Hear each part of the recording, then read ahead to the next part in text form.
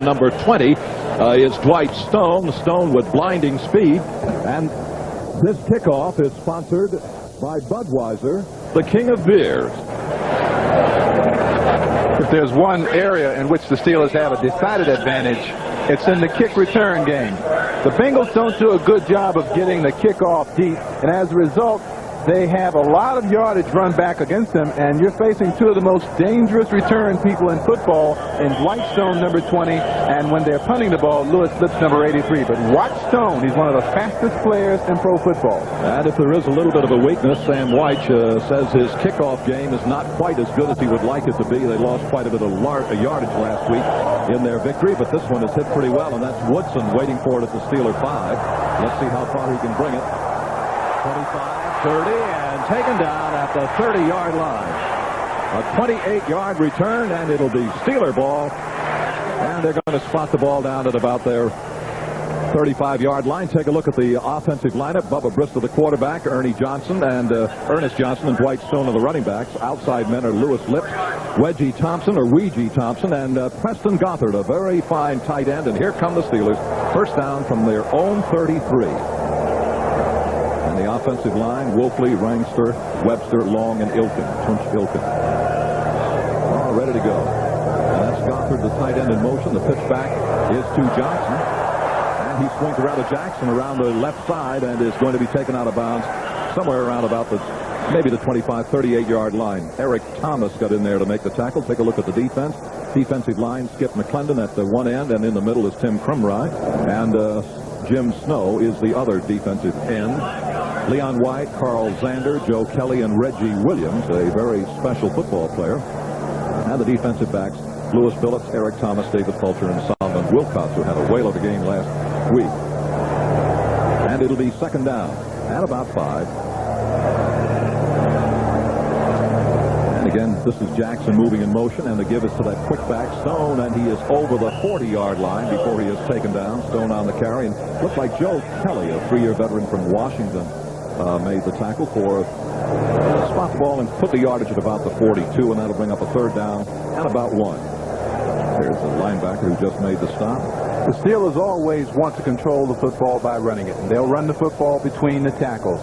And Tunch Ilkin and Craig Wolfley, they have two fine offensive tackles. Well, here's a 3rd and 1, and which one are they going to pick on?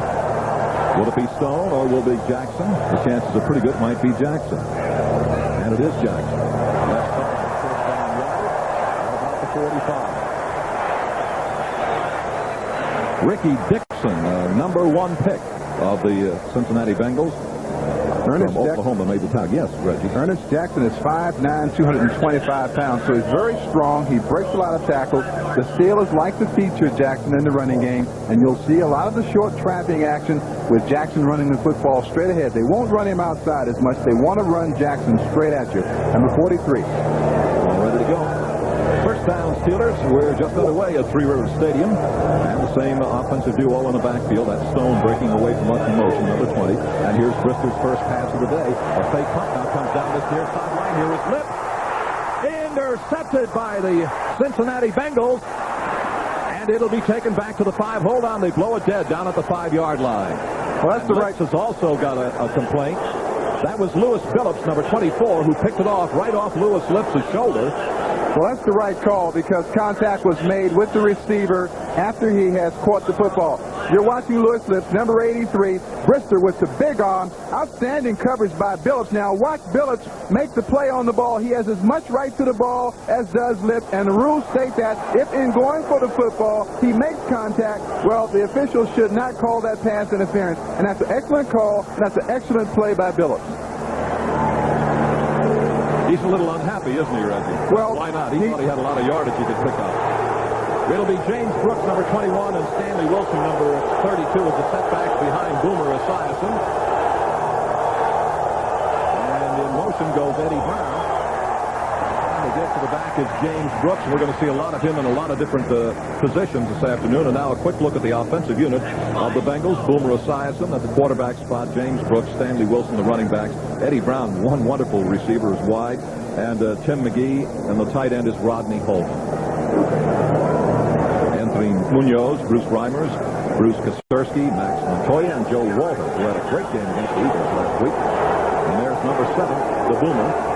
And he's got a second down and about 8 to go at about the 7-yard line. Gibbs it, trying to get outside, and he's having some trouble and will not get out of there. That is Stanley Wilson. Great defensive flow on the part of the Steelers. It was Stowe, number 90, who got there to put the tackle on him. And this is the Steeler defensive unit. Aaron Jones, a rookie, at the left-end spot, and Gerald Williams is in the middle, and Keith Gary is the other defensive end. And it'll be Brian Hinkle, David Little, Hardy Nickerson, and Anthony Hinton as linebackers. Rod Woodson, Delton Hill, Cornell Gowdy, and Lupe Sanchez are the defensive backs. They'll have a nickel defensive back in here this time. Larry Griffith comes in. The Steelers do a lot of things off of this look, but Esiason has been very tough in this situation this year, recognizing the defenses and hitting the right people. So you won't be able to get this play off because there's a tremendous amount of noise here at Three River Stadium. And they'll just have to be content to wait for it to die down momentarily. I remember a ball game a few years ago, Pittsburgh and Cleveland, in which this crowd kept up that noise for about 9 minutes. Eventually, the ball was snapped, and it was a fumble by Cleveland. So you have to have poise if you're a quarterback. Esiason has been through this a number of times, and he won't go to the line of scrimmage, and he won't get under center until he has complete calm. You're talking about a maturing quarterback in Boomer Esiason. It'll be third down about 11 on the ball resting near the 3-yard line of the Bengals. And they're going to try it again.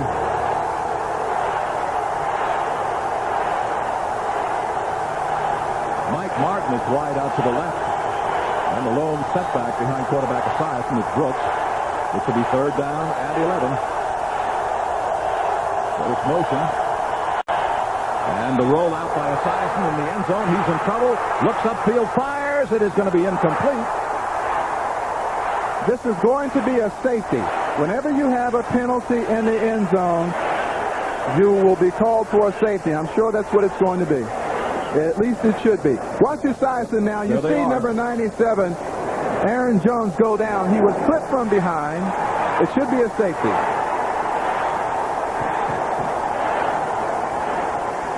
That's what it'll be.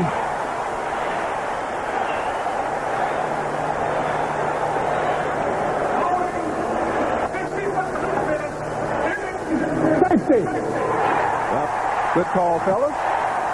It was a heck of a call, Reggie.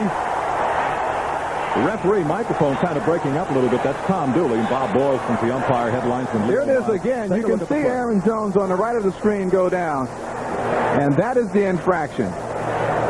Holding or major penalty in the end zone will be called a safety.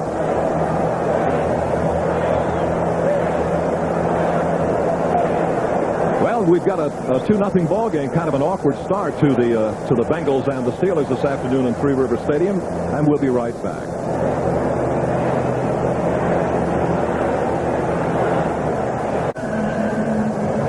To the center's left.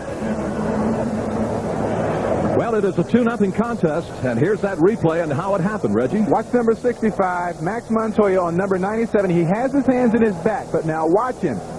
He clips him from behind in the end zone, which is the same as the safety. And here's the Cincinnati punt. Fuller hits it pretty good. That looks like Lupe Sanchez over on the far side. It is. Steeler 30, still far side. And he fights his way up for a pretty good return near the 38-yard line. And the Steelers have a 2-0 lead and the ball again. 18-yard return for Lupe. And there is Montoya, the fellow that Reggie spotted, and so did the officials, with the infraction in the end zone. It's not a call that happens a lot because offensive linemen are warned whatever you do. When your quarterback is in the end zone, you cannot commit an infraction, particularly when you're under, as the word is called, sufficient pressure. Great call, and it's one that I don't think, Reggie, I have ever seen called before. Same duo of backs, Ernie Jackson, 43, and Dwight Stone, number 20. And the fumble is recovered by Brister, a good runner, and he manages to get it back to the line of scrimmage and a step beyond that. And Carl Zander, number 91, takes it down. Take a look at the misplay, the snap. Mike Webster is the center, and Brister, number 6, is the quarterback. Brister just doesn't get the ball clean as he comes away from center. As a matter of fact, Webster last week was responsible for a fumble during a point after touchdown snap that was missed, and of course the Steelers lost to the Redskins 30-29. Well, here's Brister putting it in the air again, and nailed by the blitzing linebacker. Racing in, number 51 is Leon White. He was firing, and Brister never had a chance. If I've seen one thing in the early going this year is that people aren't protecting their quarterback and they aren't handling the blitzes properly. Leon White came in uncontested that time, and if you don't pick that sort of thing out, you're going to really lose a quarterback, as Cleveland Browns will tell you. Well, Charles Lockett is in that lineup now, and he's split out wide to the left side, number 89. Let's watch Brister. This will be a 3rd and a 15 from their 35. 2-0 the Steelers. If you just tuned in, an unusual safety call, but a very good one. And Brister wants to put it in the air. Fair protection, and he is knocked down in the backfield. Charging in to make the tackle, number 98, and that is David Grant, who backs up Tim Cumride. David Grant, a rookie from West Virginia, big guy, 290 pounds, just bull rushes, pressures right through the Steelers pass protection, and Brister is under a lot of pressure early in the ball game, and that can be unsettling for a young quarterback who has to move about and has to move his feet, and he can't set his offense. We're all ready to go, waiting the punt by Harry Newsom, and down about the 30-yard line, the return man, a single receiver, is Mike Martin from Illinois. Is a veteran, about 6 years in the league. And there's the catch, 35. Or the penalty flag is thrown as he got knocked down at about the 38-yard line. Penalty flag looked like it might have been Stowe making the tackle for the Steelers, and we'll get the official interpretation of the flags momentarily. Right at the top of the ball game, one of the more unusual safety calls has given the Steelers a 2-0 lead, and we have an injured player. Reggie. Illegal use of hands. Number 89 of the receiving team. First down. Knock him out. One of the things I want you to notice as you look at Tom Dooley, the referees this year wear white hats. And we will be back in just a moment.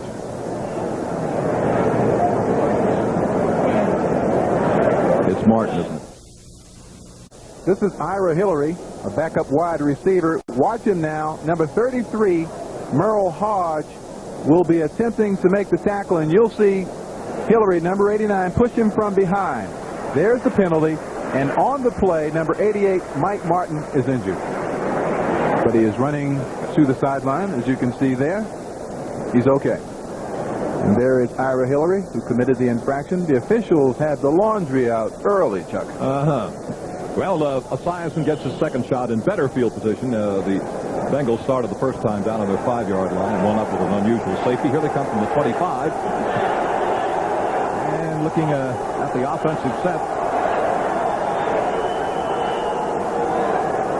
In motion, that's the tight end Holman. Here's Esiason looking to throw. And it is almost intercepted. It just caromed right off the hands of the defender. It was intended for Eddie Brown, and Tyrone Stowe was there, but just could not get the handle on it. See, one of the characteristics of the Steelers defense, even though they've had a lot of yardage put on them, is that they usually come up with these turnovers, interceptions, forced fumbles and things, and they're not getting that this year. Therefore, they've had a lot of yardage run up against them, and you saw Tyrone Stowe had an opportunity, number 90, to pick up that. Now, that patch is for, of course, the late Art Rooney, who passed away during training camp. You'll see the patch on the shoulders of the Steelers jerseys. It'll be Brooks and Wilson back there. This will be a 2nd down 10 at the Bengal 25. Steelers leading 2-0. And Esiason looking deep. Has some time. Good protection. Drops it off to his man. He's got him up to the 30. And down he goes at about the 31-yard line. David Little is closing in to make the tackle. Now watch the Bengals. They will go with no huddle. This is to prevent the Steelers from bringing in their nickel defense, to bring in the 6 and 7 defensive back, and also so that the Bengals can ensure pass protection. It's easier to block protection when the Steelers can't get their situation substitutions in. And now what you're going to find out is that the fans are so sophisticated that they're countering by making it so that Esiason cannot get his signals out to his players. Wilson is set back behind Esiason. Wide to the left side is Jamie Brooks. It is a 3rd down and long 3. They can't hear. They can't hear. A look left and look out. Pressure. He got it away, but it's incomplete and coming for Holman, the tight end, number 82. Excellent coverage again by Dave Little. If you watch number 82, Rodney Holman, I'm not sure whether they were able to get an audible at the line of scrimmage or whether, in fact, he just released from the line of scrimmage, looking back at the quarterback, hoping that Esiason was thin. Watch Esiason now. There's pressure coming on him, and this is the way to disrupt a great pass offense, and that's pressuring the quarterback, and so far, the Steelers have been able to do that. That's number 54, Hardy Nickerson, coming from the outside on the left of your screen. Here's Fullage with a punt. Lone safety is Lewis Litz at the Steeler 29. And here he comes looking for some kind of daylight. Couldn't find much and darted into the only hole he saw up to the 40. And the Steelers take possession again. 9-yard return of a 39-yard punt. Well, the Steelers are getting pressure on the quarterback, which is something they were unable to do against the Washington Redskins. And we will be right back.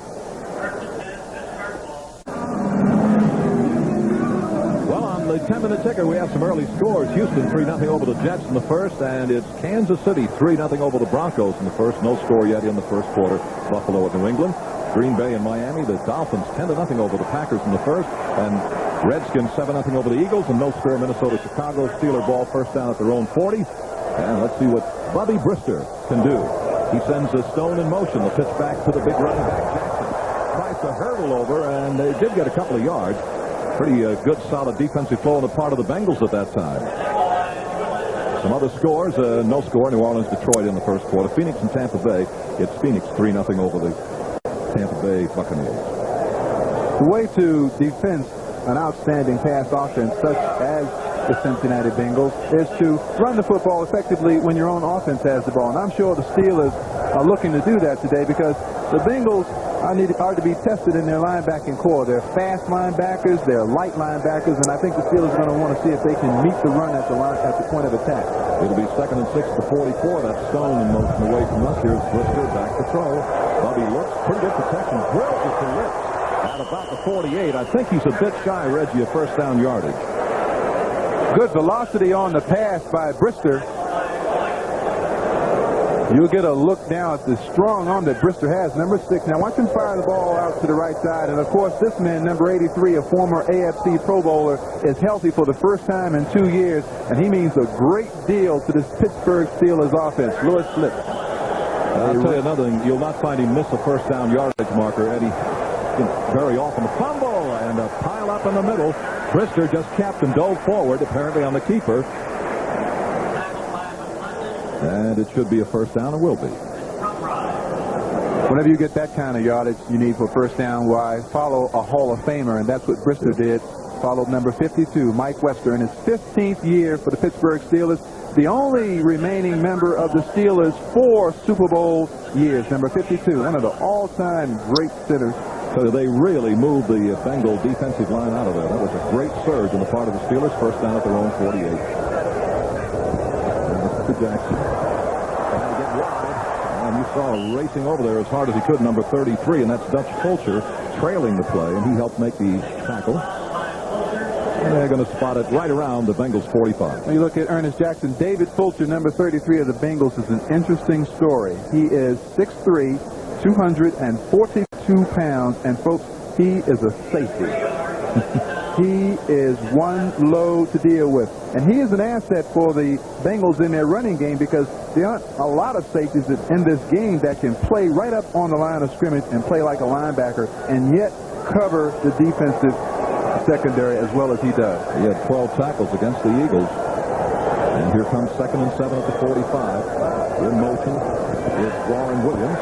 Brister fires, and it is not going to be a completed pass. He just bounced it. He may have rushed it somewhat. Eric Thomas was covering number 42, the rookie, Warren Williams. What happens? Well, take a look at the American League. The Yankees leading the Red Sox in the first inning.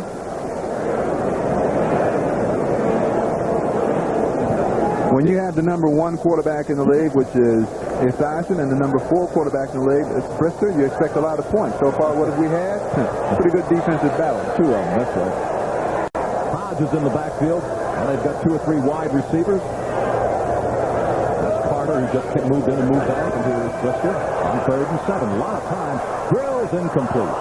Oh, he really fired that, intending for lips, and that ball was just maybe sailed a little bit. Reggie, you might know more. Yeah, and the last thing you want if you're a receiver is to be come across the middle and have this pass thrown high. This is what takes receivers out. Now watch number 83, Louis Lips. Runs a good pattern. He comes back to the ball, but it's high, you see, and you can get hurt. Actually, Billups, number 24, took it easy on Louis Lips right there. I know a lot of cornerbacks that wouldn't have been so nice with him. Already waiting downfield for Harry Newsom's punt is Eddie Brown, number 81. Calls for the fair catch, the 10-yard line, and he makes it at the 9, so the Bengals have the football at that spot. And the Steelers with a 2-0 lead on an unusual safety that we'll probably show you a little bit later this afternoon. Now the Bengals with the ball at their own 9.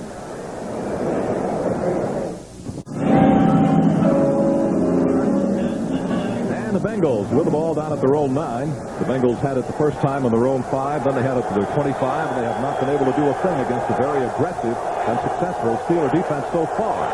And the same duo back there, Wilson and Brooks, and in motion, I said Brown. Here's the rollout, and the give goes to Brooks.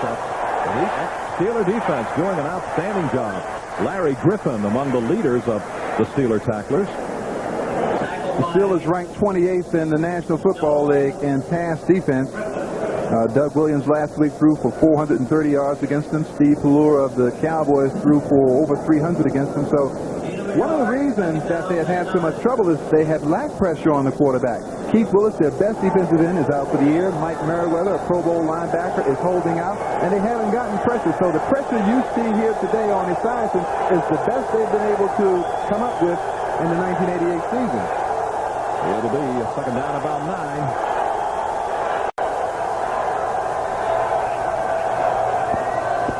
And the handoff to Brooks. He found a hole, ran into his own man at the 20-yard line, or he might have busted that one. Ball rolls loose, but Greg Carr, number 91, is given tackle credit. 17-yard sprint on the part of James Brooks. Great blocking on the perimeter here, and an outstanding block by number 63, left of your screen, Joe Walter. Watch him as he comes around, 290 pounds, and then Brooks, good block there. Now Brooks, look at that mountain man there, big old Texan in the way there. Brooks needed to just push him a little bit, and of course, fumble, ground cannot cause a fumble. There's Walter, had an outstanding game last week against All-Pro Reggie White of the Philadelphia Eagles. Didn't allow White a sack, didn't even allow him to get near Esiason. We're talking about the Premier defensive player in the game. Put it up for grabs. If Brooks gets there, I don't know. That's a penalty. Penalty flag thrown. He might have made that catch, and was just run into by Lupe Sanchez, number 28. Well, first of all, the official has to determine whether it's a catchable ball. It was so. And you could see Lupe Sanchez making contact, making flagrant contact with the receiver. Oh, he's all over him. There's no question. That's interference. I mean, you can have contact, but you can't have a mugging out there.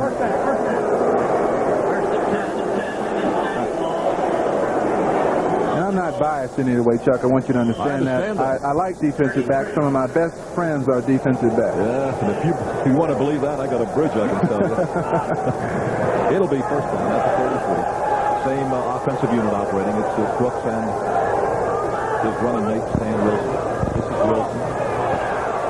And he works a couple of hard yards out near the 30, 35, and it'll be Larry Griffin on the tackle. Well, a reminder to our viewers that we'll be selecting the Budweiser Most Valuable Player for today's game at the conclusion of the game.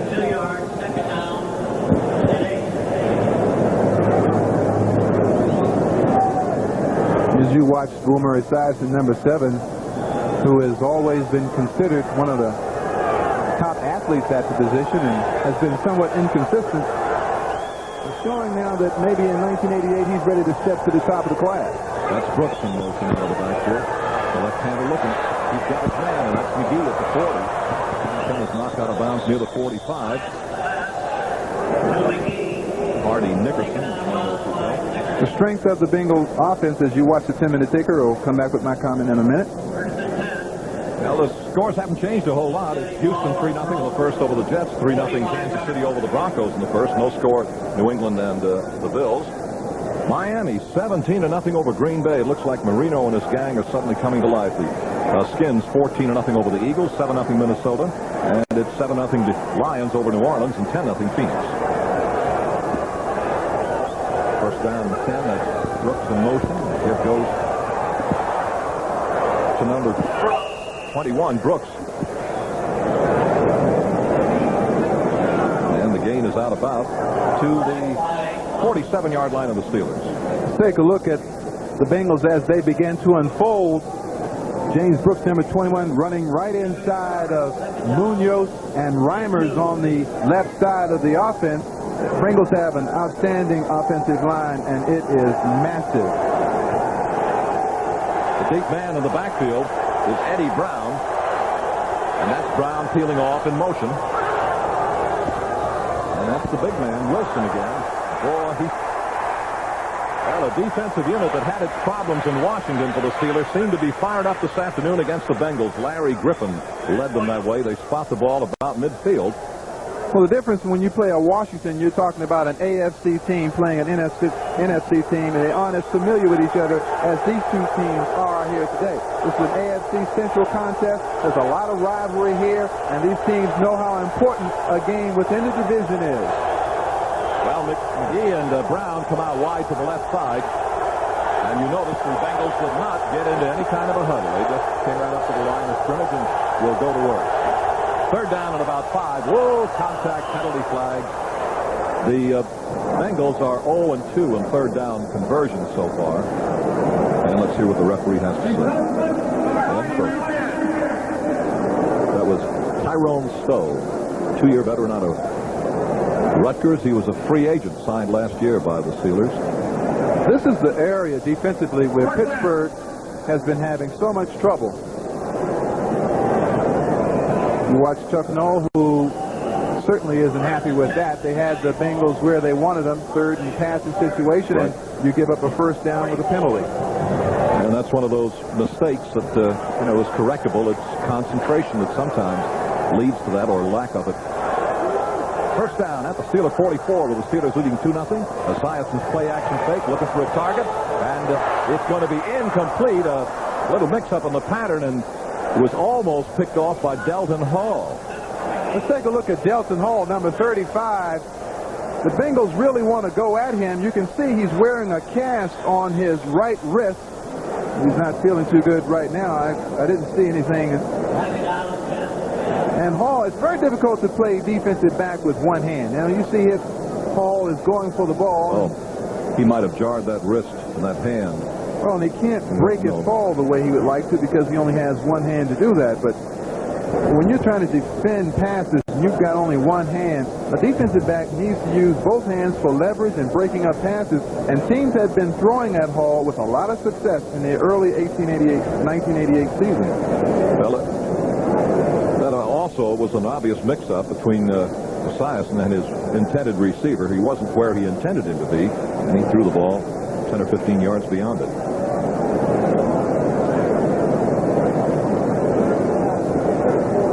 Coming up next, our Olympic coverage from Seoul continues. Following NFL football, we'll bring you up to date on the boxing action, which has already been has seen a few upsets. Plus, there'll be weightlifting, flyweight class, lifting almost 3 times their body weights overhead, and that's coming up next. The games of the Olympiad, only on NBC. Well, coming out is Delton Hall, and he seems to be pretty good. There is Tony Dungy, widely considered to be the leading candidate to be the first black head coach in the National Football League. I wish they'd hurry up because this guy is very talented. He is that. Second down 10. There's Esiason. They come with pressure, and he hooks up nicely with McGee at the 42-yard line. He just couldn't get out of there. What a heck of a defensive play by Lupi. But watch the crowd again, see? Can catch him. He did with a roadblock at about the 34-yard line. Boomer Esiason, and a penalty flag is dropped down here at the line of scrimmage. Hold on. There are 2 penalty flags back at the line of scrimmage.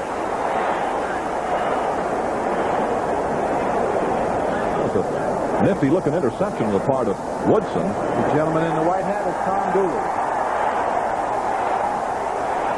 There's Rod Woodson. Here comes Bubby Brister. And he's got Stone back there. They also has Ernest Jackson. Got Lips wide to the right side. And with a first down at the Bengals 33. Brister wants to put it up. Goes for broke. Lips. No. Incomplete. Pretty good coverage down the way by Lewis Phillips. Second down, 10 Steelers still at the Bengal 33. Watch the good coverage by number 24 Phillips, running stride for stride with Lips. When he sees Lips looks back, he looks back and breaks up the pass play. Well, Brister is 1 for 5, not the kind of a start Bubby would like to have. When you take a look at the way the Pittsburgh Steelers play historically over the years, their quarterbacks aren't going to have a high passing percentage. They like to get the football down the field.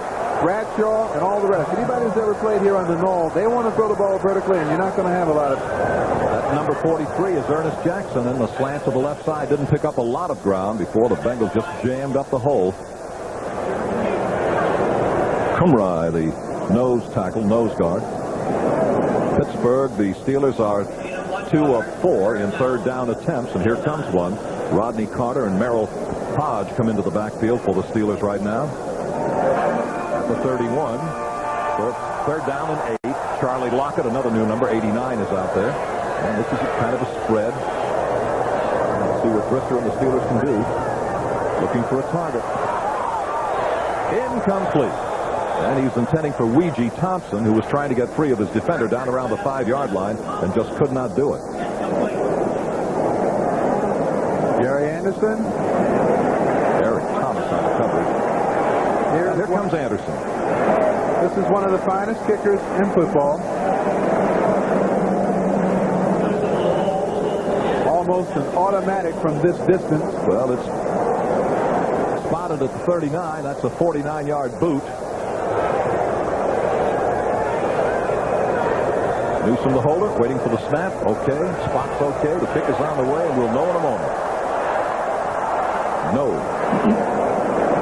So the Steelers will have to be content with their 2-0 lead. Time on the clock showing just 22 seconds remaining in this, the first period. And if, you wanted to make me a small wager, Reggie, that the score was going to be 2-0 at the end of the first quarter this afternoon, I might have accepted the bet.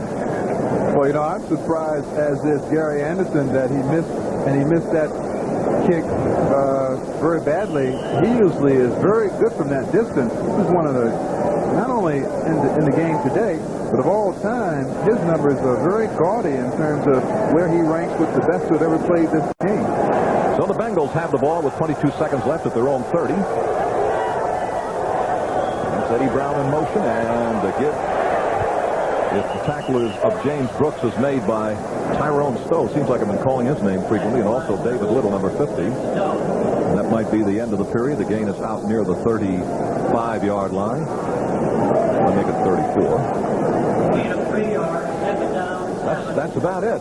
We have come to the end of the first period of play at Three Rivers Stadium. And it's been a kind of a surprising first quarter in only one respect, and that would be the score. Steelers 2 and the Bengals nothing. That's Delton Hall, number 35, the Steelers cornerback, and they say he has a growing pull. It's very difficult for a cornerback to continue to play if he has a growing pull because there's so many things he has to do to keep up with wide receivers. So he might be a liability if he goes back into the ball game with this injury. Well, from the sidelines, Reggie Rucker, we have been told that they do expect him to play. They do expect him to come back. Well, the first thing I would do if I were a wide receiver and I were facing him, I would tell my quarterback, Boomer Esiason, look, there's a guy out here that is less than 100%. Let's see how good he can play under the circumstances. Now we'll take a look at some of the stats from Three River. The Bengals, 27 yards. Steelers, 25. Passing yardage, 20-5. 47 total yards for the Bengals and 30 for the Steelers, but the Steelers lead 2-0. Here we go. First play of the second quarter. And that's James Brooks trying to get it out. The Steelers string it out nicely and take him down crossing the 35-yard line. He's a big number, 97 all over it. And that's Aaron Jones, #1 draft pick this year. All right, watch, going to the left of your screen, you're going to see number 22, Larry Griffin, forced the issue here. Number 97, Aaron Jones, outstanding play. This is a fellow that can play a lot of positions at 6'4", 255. He can play linebacker, he can play defensive end. They're running a lot of defenses to take advantage of the skills of Aaron Jones. Wilson and Brooks back there. 0 for 3 in third down conversions so far. Whoop, they got him again. That was Williams, Gerald Williams, that broke through for the Steelers.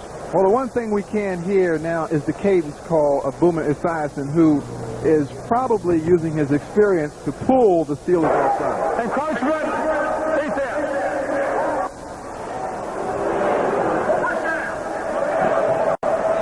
And it'll be out at the Bengal 41-yard line right now. Coaches used to say, all you have to do is watch the football. Don't leave until it leaves. Incidentally, we have not mentioned, but that AJR patch that the Steelers are wearing, of course, most of you would recognize it in memory of the late, great Arthur Rooney. Truly one of the great men in the history of this game. All right, first down at the 41. That's Brown in motion again. Into the up back, and that's Brooks. Busts through to about his own 47 or 8-yard line. And then contained by Tyrone Stowe. He's having a pretty good game defensively. Lupe Sanchez helped out. It's like having money in the bank when you have a player like James Brooks and you run him behind the all-pro Anthony Munoz on the left side, number 78. Big yardage, big pickup, 6 yards. The point that Reggie Rucker makes is Mr. Munoz, as we see a very fine replica of Arthur J. Rooney on the screen right now. Munoz, 6'6", 278 pounds. And incidentally, as a tackle eligible, he's caught 4 touchdown passes. Second down 4 at the Bengals 47. Boomer looks, shallow drop, goes deep, leading the receiver. Brooks, incomplete, and that's a pretty good play on the part of Brooks, too. And he's getting a complaint from Rod Woodson that he was kind of stalled him and interfered with his opportunity to get to it. Woodson was a little unhappy.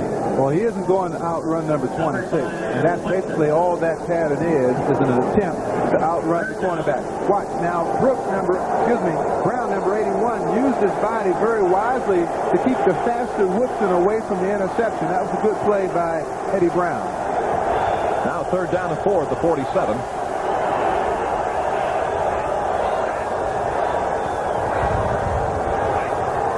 Coleman, the big tight end, in motion. With the football came Brian Hinkle. And the stop is right at the 45. James Brooks got the ball and Hinkle all at the same time. Brian Hinkle has been playing in the shadow of a lot of all-pros while he's been with the Pittsburgh Steelers. Of course, now playing in the shadow of Mike Merriweather, who isn't here. So maybe Hinkle, number 53, will begin to get some of that attention for the outstanding play he has given the Steelers organization. Scott Fuller's ready to punt, and Lewis Lips will be the safety man for the Steelers down on the Steelers 15.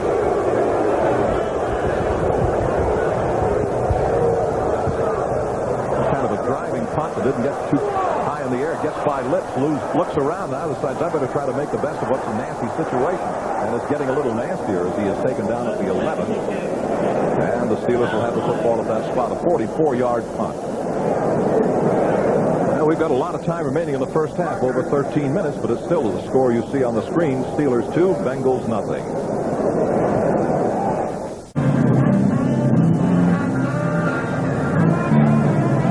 Steelers have the football at their own 11. And a new number on the board for you to look at now is wide receiver Mike Hinn at number 81. Lewis Lips is set out wide to the left side, and that's the same running backs, Jackson and Dwight Stone, a 43 and a 20. And there goes Lips through the backfield, and to Stone. And he tried to hurdle and get up to a little bit of a opening and could not quite make it. Well, let's got some good news for you and exciting news. Let's go back for an NFL update, and we'll do that for you right now. Hello, everyone. At the Meadowlands this afternoon, the Jets have taken a 14-3 lead over Houston now in the second quarter. An interception sets up a 44-yard pass from Ken O'Brien to Wesley Walker. To the 8, Freeman Neal does the honors. A touchdown, 14-3 Jets in the second. Second and 5. This is Stone on the carry, trying to get around the corner. He just does, and it may have and does have first down yardage. A heck of an individual effort on the part of Mike Stone. One of the areas that the Steelers felt they need improvement was in team speed. And Dwight Stone offensively provides them that home run threat on every play. And they've never had that here, Chuck. I mean, they've never had a player as fast as Stone is. And when he gets in the open, then he can really do damage to a secondary. Well, Lips is coming out, as you see at the bottom of the screen. It's still Stone, and it's still Ernie Jackson. Goff is the tight end. Mike Hinnett. Number 81 is the new wide receiver. The rollout by Brister. Bubby has plenty of time looking. Is he going to go with it? Yes. No, he slides, and he took a heck of a good lick as he went into a slide.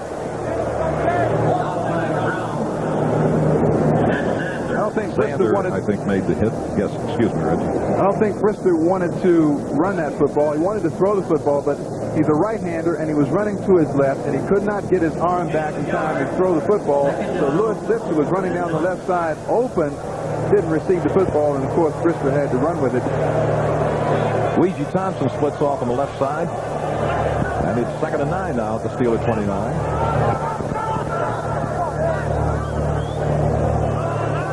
Motion, that's garbage.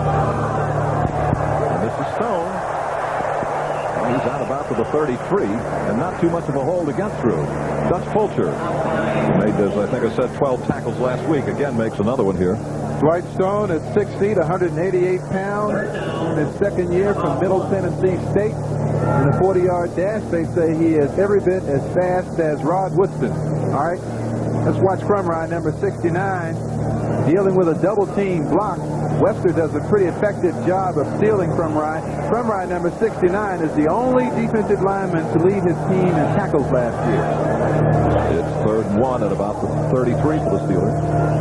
Jackson waiting back there, gets the handoff, and he's got the first down. They're saying fumble. Uh-oh. That's right. Bengals have the football. Well, they have the first down without possession. And the Bengals pick up the ball. Now, the Steelers had this happen to them last week against the Redskins.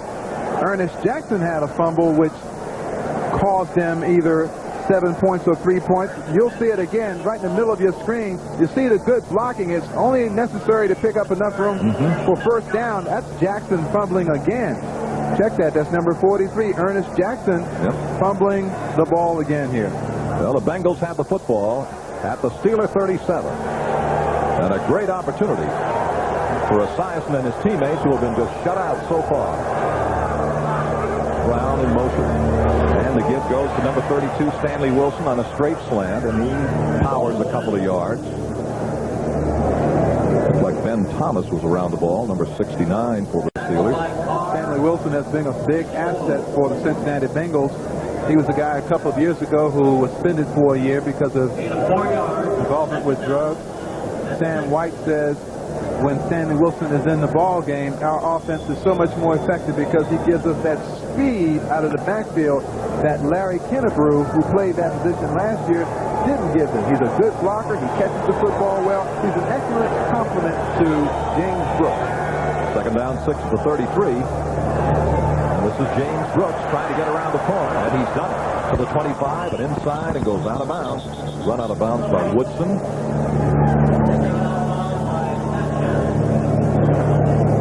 Good run by James Brooks, who has the speed to get out on the corner, and you'll see number 32, Stanley Wilson, out there blocking for him. Watch Brooks. Good move inside. Larry Griffin, number 22, misses the tackle. And you see Wilson and Ira Hillary downfield blocking, which receivers should do. Brooks is now 8 carries for 47 yards, Reggie. And it's first down at the Steeler 24. Long setback will be Stanley Wilson. And the give goes to Stanley right down the middle, and he is inside the 15-yard line before the Steelers are able to contain him. Woodson up on the top of the pile. Larry Griffin down on the bottom. And it'll be pretty close to a first down. They're going to take a look, and it is a first down. Well, the Yankees 3-1 over the Red Sox in the 2nd inning at Fenway this afternoon.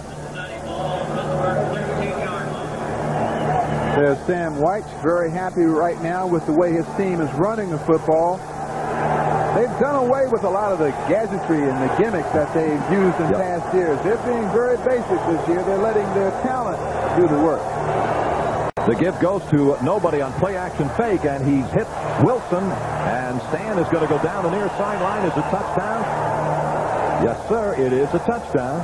That's the man we've been talking about, Stanley Wilson. Sam White says that he probably is the real reason why they are moving the football as well as they are, because he takes the pressure off of Esiason in the passing game with all of the things that he can do out of the backfield. Watch it again now. Esiason with the fake reverse. And number 91 is Greg Carr. Now he's got coverage on Wilson, and he can't get there. Not only that, he misses the tackle. Linebackers can't miss tackles. And of course, Stanley Wilson into the end zone uncontested. Now we'll watch the point after to give the Bengals a 7-2 lead. Got it away, untouched, looks all right. The officials agree, and the Bengals who trailed all the way through now have gotten out in front by a 7-2 score. Here's Esiason talking with Stanley Wilson. Wilson from University of Oklahoma. Remember him in the wishbone formation? There's Esiason with the quick pass out there to Stanley Wilson. He breaks the tackles, which is a mark of a good running back. Well, they went 4 plays, covered 37 yards in 1 minute and 37 seconds, and the Bengals now are leading. There's the score, Cincinnati 7, Pittsburgh 2. We would like you to look at that baseball score, and we promise you this time we've got it right. It's the Red Sox 3, the Yankees 1 in the second inning, and we apologize for that. Here's Breach with a kickoff, and down on the goal line they've got Stone and Woodson, and it's headed over there toward Woodson at about the Steeler 5. Remember, this fella can really fly. Oh, look at this. Look at this. Can he get around that corner? Take him down at the 35, 37-yard line. A heck of a good return of 32 yards. Ricky Dixon, now, number 1 draft choice, made the tackle. That's a better play than the yardage that Woodson got out of it. He took too long to come back upfield. With his speed, he's got to take that ball and go now. And he looped too much to the outside, because had he made that decision sooner, he'd have been on that corner, and there's no way anybody would have caught him. Merrill Hodge is in that backfield for the Steelers right now behind Brister. In motion, that's Lips. And a good play action fake. Brister has time, drills. He's got his receiver, and down goes Stone at about the 41-yard line of the Bengals. Eric Thomas gets the tackle credit after a 22-yard gain. That time, you see the good protection up front. The Steelers keep everybody out of the face of Bubby Brister, and there was an outstanding pattern run by the back out of the backfield who found the open space and gave Brister something to throw at. You know, quarterbacks need the receivers to get separation from the defensive back and provide a target that they can throw to. Many times you see incompletions. It's not always the quarterback's fault. First down at the Bengal 41. That's Goffard, the big tight end, and this is Hodge on the pitch back. I tell you, he ran into a rough neighborhood, didn't he? Joe Kelly made the tackle, and a penalty flag has been dropped way across the field.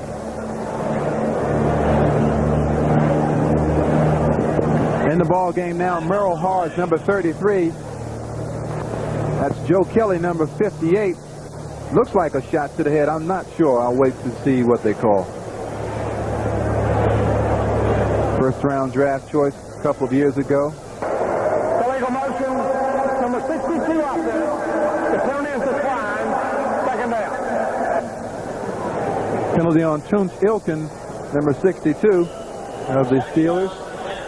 Probably moving a little too soon, but the Steelers didn't pick up any yardage, so the Bengals declined the penalty. Second down, still 10 right there where it was, 41-yard line. Still got Hodge, still Stone in that split backfield. And that's Hodge in motion. And gives to Stone. Hit and lost the ball and recovered, I believe. It's Bengals fighting for it. 2-on-1. The Bengals indicate they had it. And that's exactly what will happen, according to the Bengals. And that's now reaffirmed by the officials on the spot. The second time the Steelers have had the ball in excellent field position and they fumbled. Merrill Hodge was in the ball game because Ernest Jackson fumbled the ball. Now let's take a look at Dwight Stone, the speedster. Draw play. He gets through the first wave, but that Tim Crumry, whose hands are ever present, it appeared that Crumry yanked the arm of Stone, and Stone lost control of the football. And when you're in that pile, that ball belongs to anybody that can get it. And the one holding it when the official separates you is the one that gets it. Bengal ball at their own 42, leading at 7-2. And Esiason's ready to go again. On first down, he's going to put it up. A time now, he drops it and missed connection. Coming across was James Brooks, number 21, and he just led him a little too much.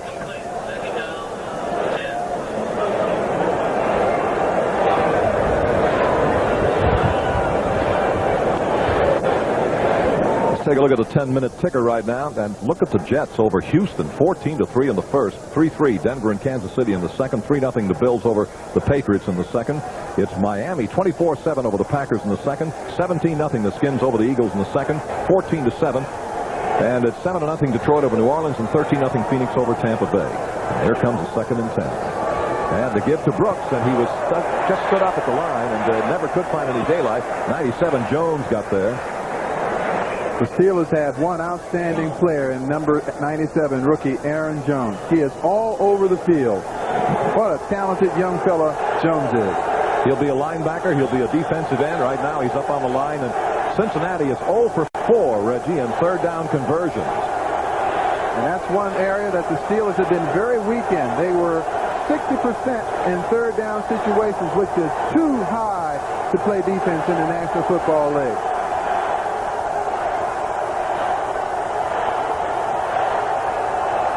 Long count by Esiason, hoping to draw him off again. And here's his passing effort under some pressure.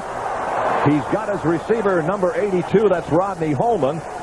And Holman goes out of bounds at the Steelers' 40. That's the first third down conversion for the Bengals today, a 16-yard toss. Just the way you draw it up. Esiason recognized the defense. He got excellent protection from the offensive line. And watch Holman, who is a legitimate 4-6 tight end. This is one of the outstanding tight ends in the game, but he's underpublicized. He doesn't get a lot of recognition. Stays with that football, and when you have a tight end at 6'4", 240 pounds that can run that way in the secondary, you've got a lethal weapon. How true. First down, Bengals, Steeler 40.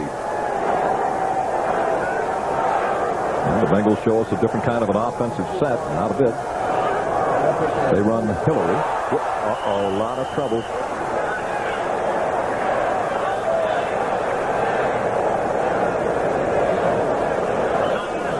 See where they're going to spot it right back at the 45.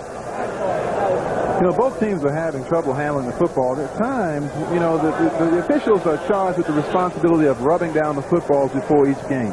There's a very slick coating on the footballs before they're played with, and the home team is responsible for rubbing these things down. Sometimes maybe you don't get as good a job done as you like, because it's not only the Steelers that are fumbling the ball, the Bengals are mishandling the ball somewhat also. Let's watch Esiason with his second down at 15, looking for somebody. Just incomplete. He was intending for his running back, Wilson, number 32, down around the 30. So we come up with another one of the third down efforts. Greg Carr putting some pressure on Esiason. Third down and about 14 or 15 yards. The Bengals go with the no huddle. What they call their attack offense. And really, they have done quite well with this kind of an offense. They have been able to... They also call this echo. If you can look at the entire team, you'll see them each relaying the signals out to each other, particularly when you can't hear in a stadium like this one. See, there's the problem with it. Penalty flag is down. Esiason trying to run, now decided to get rid of it. And that is Brown down around the 5, and he was just overthrown. See what the penalty flag is all about. It looks like Munoz moved after coming to a set.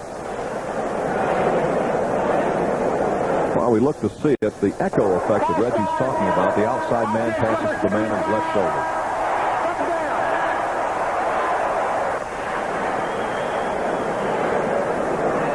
All right, watch the left of your screen. You won't see it, but Munoz has already moved out of his three-point stance. Once the offensive line comes to a three-point stance, it can no longer move until the ball is snapped.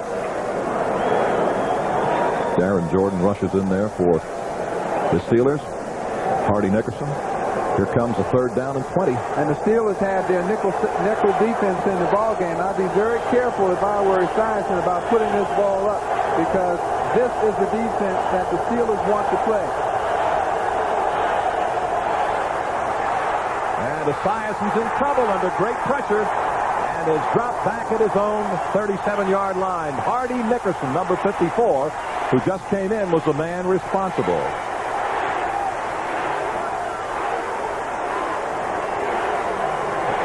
Let's watch Nickerson coming from your right side, a second-year linebacker from California. Esiason under pressure. And, of course, Nickerson is the guy that caused the sack. Darren Jordan is the man, number 55, that was credited with the sack.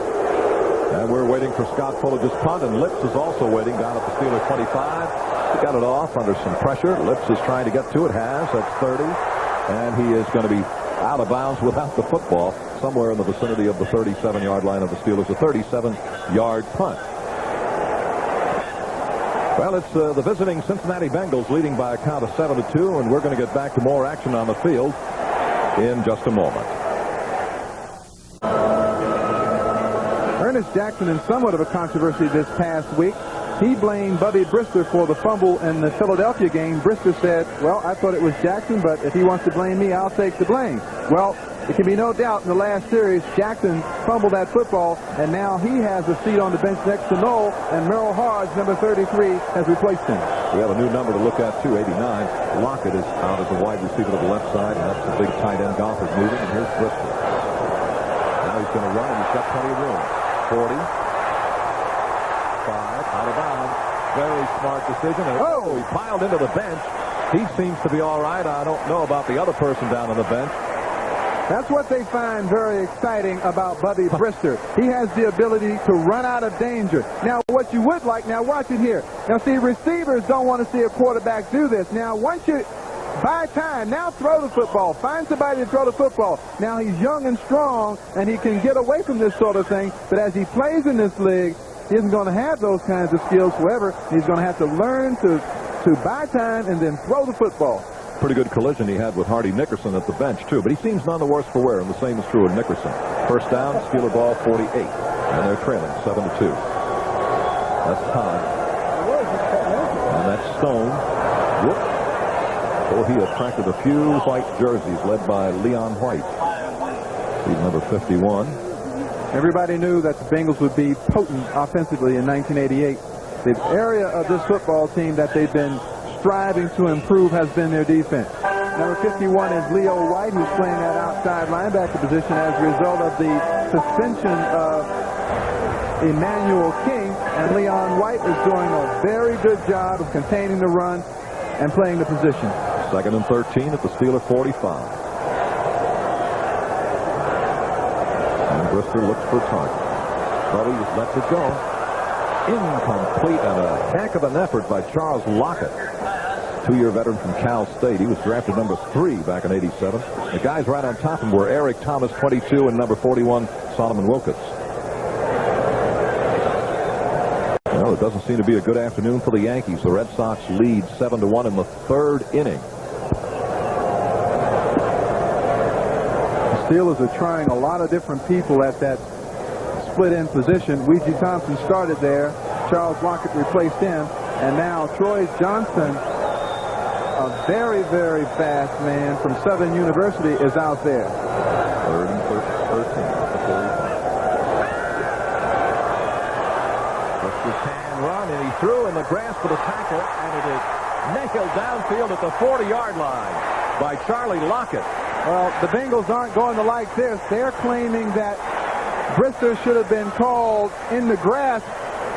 Excellent effort by Brister as he got rid of the football. You can see how strong his arm is. Now watch Brister going to the left. You're going to see number 70. Can't see the number of the player. But Brister is on his way down and releases the football. And it'll be a first down at the 40-yard line of the Bengals.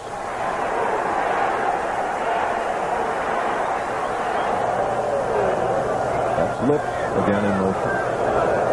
Brister wants to put it up again. Lets it go, and he's got Lewis Lips at about the 21. What a nifty pattern, and oh, how smooth he made it look.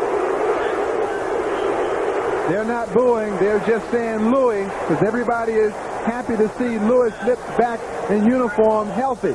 This is the measure of a wide receiver. When you run across the field in the National Football League, looking back one way, know you're going to get hit, still maintain possession, and look at those hits. That is what it's all about if you're playing wide receiver. Joey Clinkscales is now wide to the right side of the Steelers set. Split backfield for Brister. First down at the Bengal 20, and the give goes to Hodge, and he wedges it for a couple of yards near the 17-yard line. We are rapidly approaching the 2-minute mark here at Three River Stadium. And the ball is being spotted at the 17-yard line. Well, the Steelers with a great opportunity to do something about changing that score. In possession at the 17, and we'll be right back.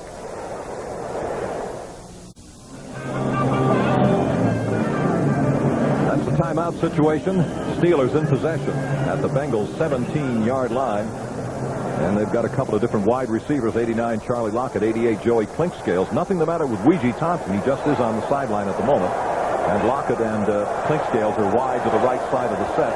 It is a 2nd and 7 at the Bengals 17.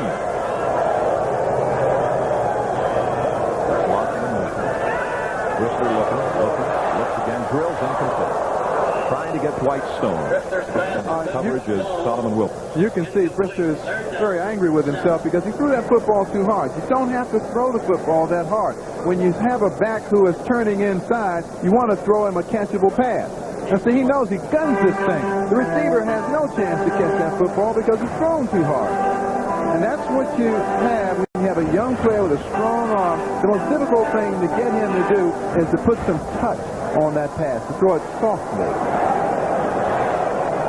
It'll be 3rd and 7 at the Bengals 17. Brister will put it up again.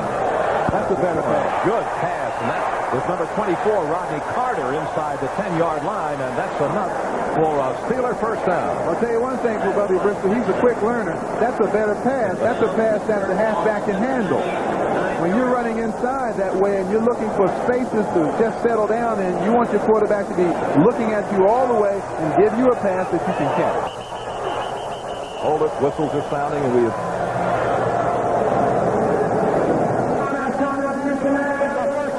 Cincinnati has taken one of their timeouts with the clock showing 1:28.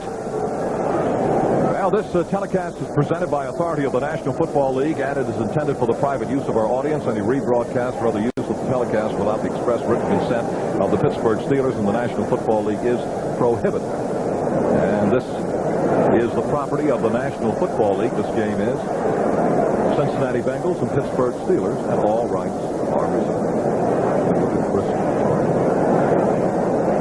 William Andrew Brister III. They call me Bubby. 5 sisters. And apparently one of the sisters couldn't pronounce his name, and well, they wound up with Bubby. Oh well. Well, you know, a lot of something like that. Back down in the Eastern Shore of Maryland, where I love to spend a lot of time. Usually, the oldest son is referred to as Bubba, and I don't know whether they were just changing it a little bit. Nonetheless, here we go. First down, goal, Steelers at the Cincinnati Bengal 9. Big pileup, and it looks like the Steelers may have recovered. Merrill Hodge rather, among others. And time is now requested by the Steelers, stopping the clock with 1:20. That's pure self-destruction. You just cannot mishandle the football. There he is, and his anxiety to back away from the center. He just doesn't have the ball as he backs away, and you must ensure the center snap.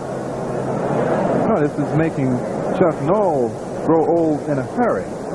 Here's Brister talking with Tom Moore, the offensive coordinator of the Pittsburgh Steelers. Number 13 is Steve Bono. And you can see number 6 listen very intently as Moore tells him what to do here. Second down, you're on about your 10-yard line. The thing to do is to make sure you use your back. You don't have to throw the ball. You don't have to force the ball to the outside people. As a matter of fact, if I were Brister, I probably would look for one of my backs. There's Sam White. All he can do is just hope that he has the right defensive call on. It'll be 2nd and goal at the Bengal 9. That's Stone in motion. Brister looks right, and they nailed him. I mean, they really nailed him. He's hurt, and the ball is loose. The Bengals have recovered. That man, number 33, David Fulcher, I told you he is a load, 240-pound safety, and the problem with that is when you have a safety up at the line of scrimmage, most offensive pass protection schemes don't give him the kind of attention he needs because most safeties aren't 240 pounds. And he literally decapitated Brister. Boy, didn't he, though? Blind side. Watch, this is the blind side of Brister. Brister, number 6, never sees number 33 Fulcher coming. I don't know about attacking the head up there. That's a little bit uncalled for, but it's a great play by Fulcher, the strong safety. And the Bengals have the ball at their own 16. And this is James Brooks over the 20 to about the 23. Lupe Sanchez up to make the tackle, and Woodson also helped him. Amazing balance by James Brooks. 180 pounds, breaking tackles, still remaining and keeping his balance. Well, the Steelers have to be just about as frustrated as they can be. They've had excellent field position. They've had the ball in Cincinnati territory. There's Tom Moore talking to Bubby Brister, and the Steelers keep turning the football over. You cannot give up the football. And that's Brooks again, and he knifes through what was not a very large hole and rams it out over the 30 to about the 32. So they spot the ball. The Bengals continue to go without a huddle. If they get another first down or anything near it, I think they'll try for at least to put Jim Breach in makeable field goal position. And Boomer come out of the shotgun looking for somebody to throw to. Plenty of time, drills it over the middle, threw it behind the man, and he still caught it. And is going to be fighting to get out of bounds and is able to get out of bounds and stop the clock. Looked like it was Eric Caddis, number 84. Well, they only have 5 seconds remaining in the half, and Sam White knows that, of course, they have no opportunity to attempt a field goal. So what I think they'll do is probably put the ball up in the end zone.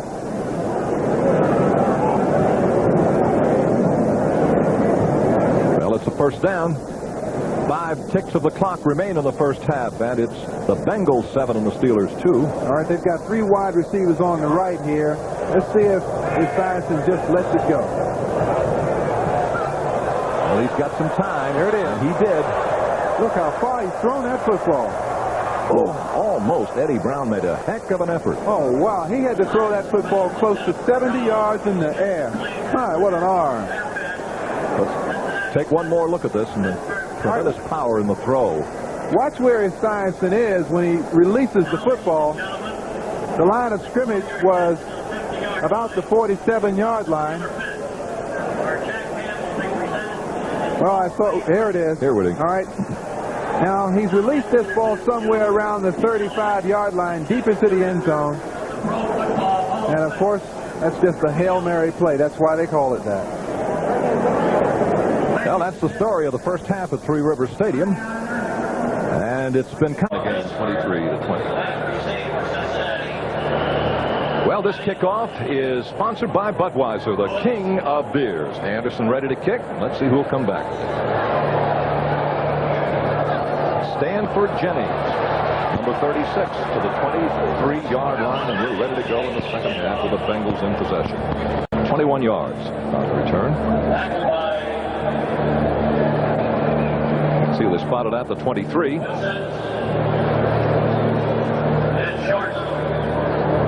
Tackle credit goes to Darren Jordan, one of the linebackers. He's a rookie from Northeastern. Drafted to 5A this past year. Here come the Bengals. Take a double check, make sure that they haven't made any surprises. Brown is a trail back in the I formation. The up back is Wilson. Here comes Brown out of it. Play action fake. Esiason's going to go to the air. Oh, what a good catch by Rodney Holman over on the far side of the field. And as Reggie Rucker suggested, they're going to go to work rapidly. David Little makes a tackle. There's a man looking for Pro Bowl recognition. Rodney Holman makes an excellent catch between 2 defenders to pick up the first down. 82 in the huddle is a gentleman that Reggie's talking about, 6'3", 238, 240, number 3 draft pick in 82. Lone setback. That's Wilson. This is Brooks in motion. The give goes to Wilson. And he got a lot of company. Maybe they're going to give him a gain about to the 39. Bring up 2nd down and 9. Here are the stats to look at from the first half of play, and they're not that impressive. Wasn't much of an offensive show. Total yards about even. I think the key factor here is turnovers. The Steelers with 4. That gives the Bengals a +3 turnover ratio. Anytime you can end the ball game and the plus side of the takeaway giveaway, more than likely you'll win a football game. The Steelers are -3 right now, and that is a very ominous thing indeed. That's Eddie Brown in motion. He kicks it back out the other way to take away, and the give goes to Brooks, and he got met coming in by Ben Thomas, number 69.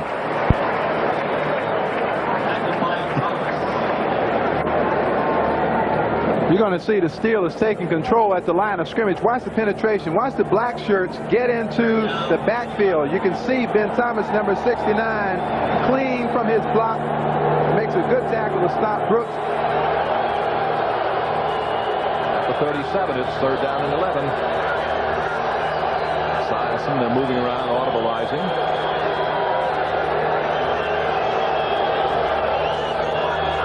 Taking a long time to get it off.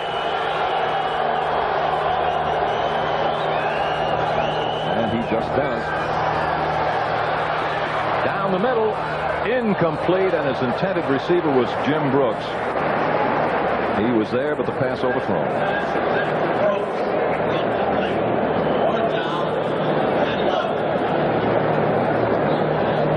One of the things I did in my hotel room this morning, Chuck, yes, as I awakened, was I tuned in time to see some of the Olympics. I saw the Russians lose to the Yugoslavians in basketball. That's an upset. Might not be the only one. Yugoslavians look very good. Of course, the U.S.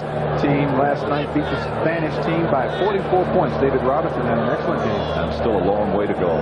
But what a great kick it is to watch the Olympiad. Yeah. Rod Woodson is waiting for the punt. Got it away nicely. Bearcats requested and made by Rod, and he slides at about the 34. Steelers have the football at their own 34-yard line. We were speaking of the Olympics. That'll be coming up next. Our Olympic coverage from Seoul continues following NFL football. We'll bring you up to date on the boxing action, which has already seen some upsets, plus weightlifting, flyweight class, lifting almost 3 times their body weights overhead. That's coming up next. The games of the Olympiad only on NBC. The Steelers are going with 2 tight ends, and they've brought Ernest Jackson back into the ball game.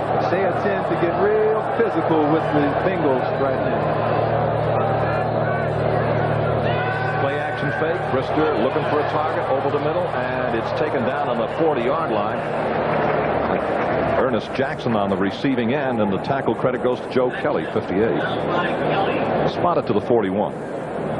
The thing that's so beneficial about playing two tight ends is that the Bengals defense really doesn't know which is designated the strong side, so you can control the kind of coverage you get from the defensive team by running 2 tight ends, and the Steelers are running that right now.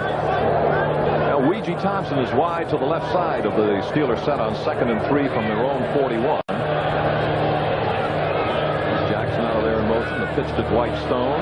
Gets a block around the corner. 1st down and then some. Almost to midfield. Solomon Wilcox again on the tackle. They're going to spot this near the Steeler 48-yard line. Pittsburgh ball.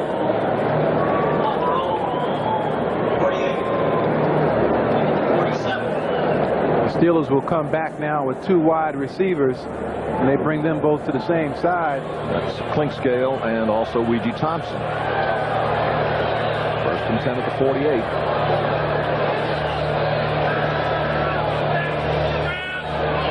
Gotta watch Fulcher. You gotta watch Fulcher. That's Jackson trying to find a block, and it's tough come by, and the ball popped loose. I think Jackson now is concentrating so much on not fumbling that he isn't really an effective runner. When, you know, if you have a running back who has fumbled a couple of times in a ball game and now he has to run the football using both hands, well, he doesn't have the same leverage that he has before, and he becomes less effective because he's losing his confidence. Not only did he lead the Steelers in rushing, but he ran for 1,000 yards at San Diego. He ran for 1,000 yards in Philadelphia, made the Pro Bowl in both places, and then was cut by Philadelphia. Well, if he rushes for another 1,000 yards with the Steelers, he'll be the first one in the history of the league to rush for 1,000 with 3 different teams. Oh, you know what he says. Don't worry, be happy. Okay, Dwight Stone, and he dives for about a yard. Again, Joe Kelly, one of the very active linebackers around the ball. Third down coming, and the Steelers are converted 4 of 8. Here's the ticker. Look at the Jets. 28-3 over Houston in the second. Wow, 10-10. 14-3 New England over Buffalo. And it's the Skins 14-3 over the Eagles. 17-7 Minnesota over the Bears at halftime. 24-14. New Orleans 14-7, or rather Detroit 14-7 over New Orleans, and 20-10 Phoenix over Tampa Bay. At the 49 of the Bengals. Third down, about 7. Whoop. Brister said, hold on a minute.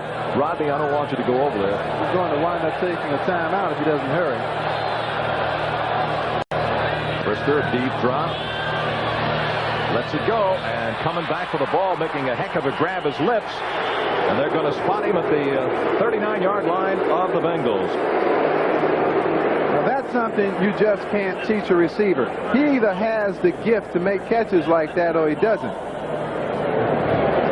Louis Lips went down, ran the pattern, and then he came back to the quarterback, separating himself from the defensive back. And of course, Brister has that ball high. I'm sure he's not happy with how high he's throwing the football. Well, here are the Steelers at the Bengal 39 with a first down. It's still the Bengals 7, the Steelers 2. We're 9 minutes into the 9 minutes remaining in the third period.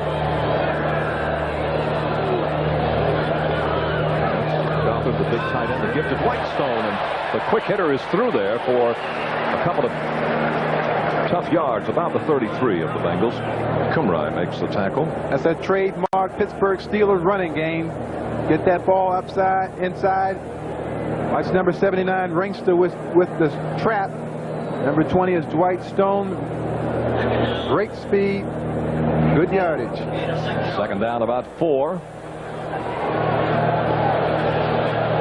Stone has carried 9 times for 35, and Ernest Jackson 7 times for 22. And here come the Steelers. They're going to be audibilizing, and you see Jackson moving. And he's got the pitch back, turns the corner and dives inside the 30, and a penalty flag is thrown right into the stack. Kumrai made the tackle. We have a Steeler injured on the play. It looks like John Rienstra. Rienstra, the #1 draft choice out of Temple a couple of years ago. 86. Unlike Steeler linemen, really, he's 6'5", 280. Most Steeler. Wolfley was caught holding for the Steelers, and the ball will come back. Most of the Steeler offensive linemen are built like Wolfley, 6'1", 265. Terry Long, 5'11", 275. So Rienstra is a bigger fella in there. Well, you look at that score, and we're going to be back to the action in a moment. 647. As you see, the injury to the guard, John Rienstra, is to the right leg ankle area. This is a sight you hate to see. You never want to see this. But rather than take any sort of a chance, they try to immobilize the leg, and we'll take him off for x-rays and treatment. And when we get positive word from the Steeler bench as to the extent of the injury, we'll pass it along. Yes, Reg? Rienstra 2 years ago broke a foot and missed most of the season. Now watch the right side of your screen. Rienstra is number 79, and you're going to see Ernest Jackson roll up on the back of the legs of John Rienstra. Now, I was just saying he had a broken foot 2 years ago. He's also been out, missed some time with some ulcer problems, Chuck. So he's had some tough times in his first couple of years here as a member of the Pittsburgh Steelers from Temple. Well, he'll get a good hand from the sellout crowd at Three Rivers Stadium, and it's always unfortunate no matter how the injury occurs, but the ironic part of it is here's a case of an injury that was caused inadvertently by his teammate, tackled and just rolled into him. Well, they're going to go with a rookie at that position now, Dermonte Dawson, number 63. He was drafted number 2 this year, Reggie, out of Kentucky. He's got good size too, 6'2", 279. All right, ready to go. It will be Steeler ball. And that's the replacement right there, number 63, Dermonte Dawson. Second down, 14 for the Steelers, and the ball spotted at the Bengal 43.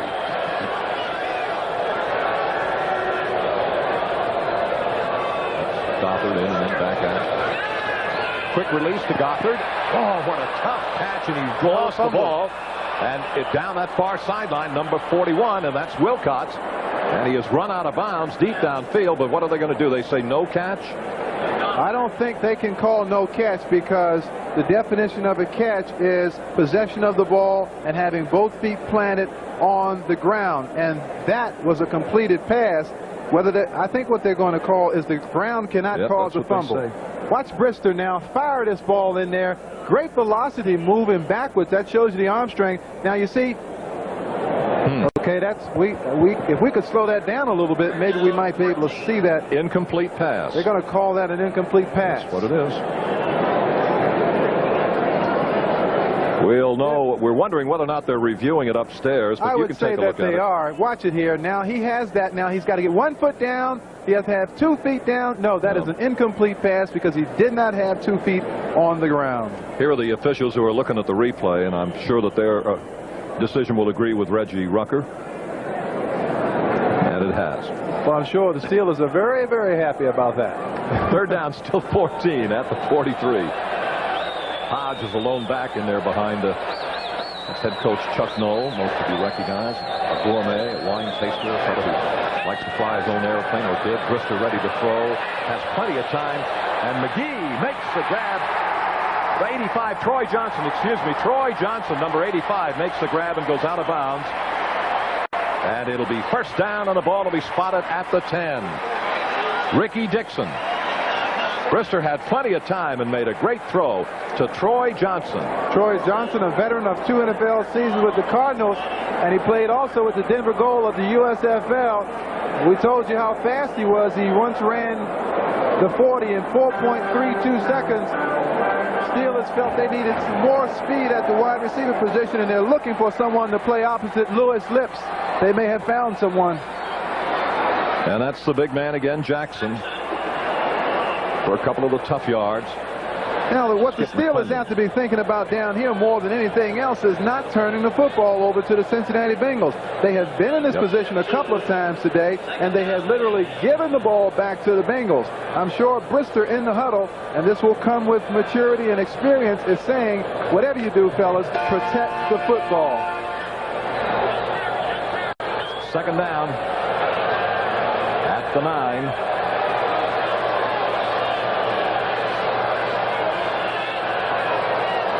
Brister wants to throw.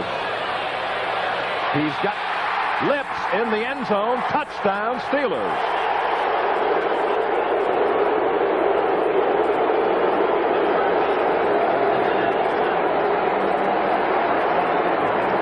He ought to be mighty happy, and that was an excellent throw on the part of the quarterback. We talked about how important Louis Lips is to the Pittsburgh Steelers offense. In a game 3 years ago, Louis Lips scored on a pass, scored on a kick return, and he also scored on a reverse. So he has scored against the Bengals in 3 different ways in a previous game. And we see the point after touchdown is good. That's 180 consecutive. We've got a big penalty flag down. The fight is going on now. There's been bad blood between these two teams for some time now. As you take a look at Louis Lips on a slant-in pattern. Nicely thrown pass by Bubby Brister. One of the participants for the Steelers was offensive lineman Terry Long, number 74, and there are 2 flags down. But the Steelers, who battle back now to take a lead, and this is the first time that they've been in front since that safety some time ago. We'll be back. That is the story, and the Steelers are now ready to boot it to the Bengals. That's the story on the scoring drive. Anderson will kick it off. And a trio of return men for the Cincinnati Bengals, and it'll be Stanford Jennings in the middle, and to his left side will be Barney Bussey, and on the other side, Icky Woods. All right, let's watch Anderson's kickoff. Down the middle, and that's Jennings. 15. Oh, what a collision at the 15-yard line. Looks like Jordan, number 55. That's who it was, Darren Jordan. The previous penalty you heard were unsportsmanlike conduct calls on both the Steelers and the Bengals, and they were offsetting penalties, and no damage done. Well, here comes Esiason. He's down a couple of points now. 9-7 the Steelers. And he's got James Brooks and Wilson in the backfield. All the time in the world. Now he lets it go. And here is number 85, and that's McGee. Making the grab and getting an extra yard out of it. So they now jump. Oh, wow. Whoa, we got another couple of penalty flags thrown. Gerald Williams of the Steelers reacted, and I think they're going to throw him out of the football game. He has to go. There's no way you can allow that kind of conduct on the football field and let him remain in the ball game. Personal foul against the Steelers.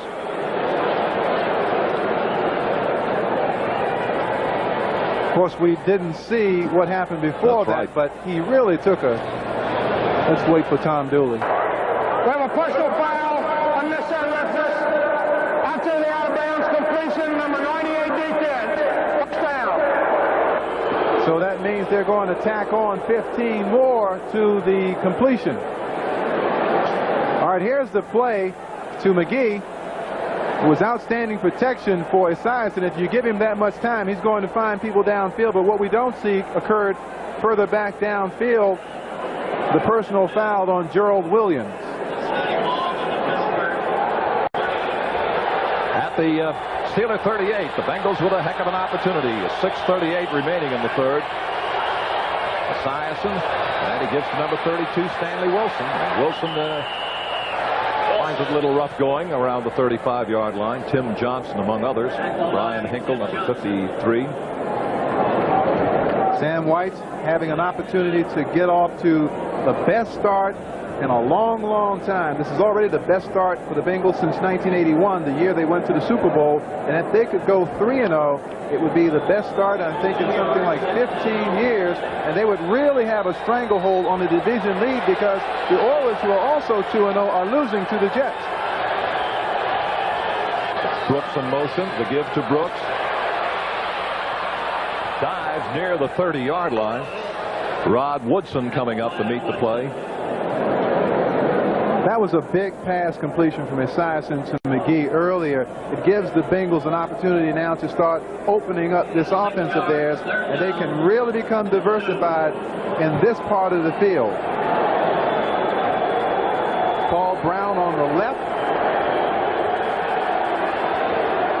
One of the sons, Mike Brown, Pete Brown, I'm not sure which one, but probably Mike Brown on the right. Well, it's Wilson and Brooks as the setbacks in the short yardage. Third down, about 2.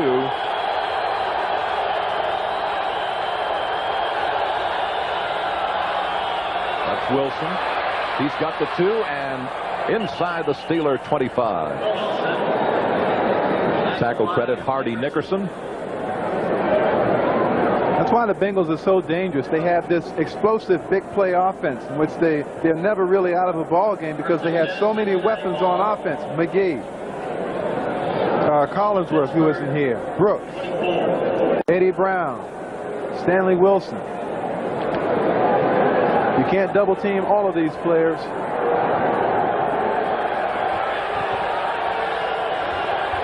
Well, they've got Ed Brown to the right side. The other way, it's McGee. Brooks and Wilson as setbacks. And now Esiason wants Wilson or Brooks to move from the left to the right side of it. Gives it to Brooks. Tries to get around the corner and just couldn't do it. Number 22, Larry Griffin, was flying in there, and he got some help from Tim Johnson, number 78. They are going to spot this ball just about the 24, so it'll be second down, maybe 11. A little while ago, we had a picture of, well, let's take a look at another score from Fenway. The Red Sox 7, the Yankees 3. The Red Sox have won 2 out of the first 3. That's a 7th inning score. Second down, 11. McGee, wide left, the other way, it's Brown. Same duo in the backfield, Brooks and Wilson. Shallow drop, a pump fake, a throw, and he's got the tight end, and that's Holman. And Rod goes out of bounds inside the 20. Rod Woodson knocks him out. Taken out of bounds by Woodson and Nickerson. You know, I believe that with Chris Collinsworth out, and Collinsworth is one of the really fine receivers in the National Football League, but what it does, it has made Esiason more aware of all of the members of this offensive team of his, and he is beginning to use a player like Rodney Holman more. And I think the Bengals are just going to be that much more difficult to defeat if they start using people like Holman and McGee and Brooks and all of the people they have on this offensive team. Well, they flip-flop the wideouts. McGee to the right side. The other way, it's Brown.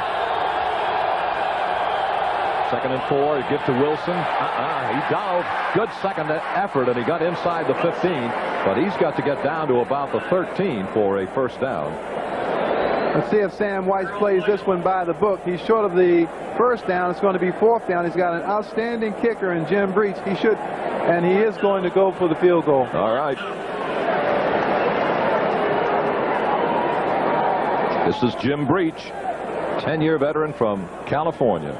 Signed as a free agent back in '80, and that's a few years ago, right?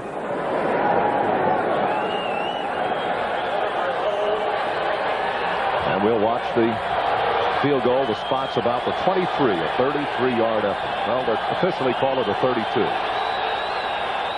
Spot snap, got it away. Looks all right from up here. The officials agree, and so the Bengals have taken the lead. Not a great big one, but a lead. They are now leading by a count of 10-9 with 3:18 remaining in the third quarter.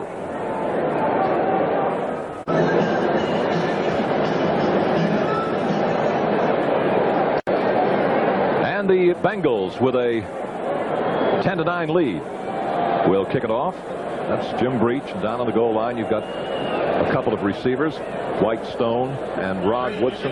Well, remember, Breach doesn't get the ball deep, and these are the two fastest players on the Steelers team, and they're very dangerous return people. He's kicking it along the ground. They're going to let it bounce, and well, White Stone, I think, is no. It turns out to be Woodson, and he can't find any room trying to get around the corner. And I don't know, you got some penalty flags thrown in there. What could be a late hit out of bounds. Number 36, Stanford Jennings. And also Tim Inglis was also in there, number 92. See, those are unforgivable plays. That's who it is, Stanford Jennings. You know, here your coverage team has done an excellent job.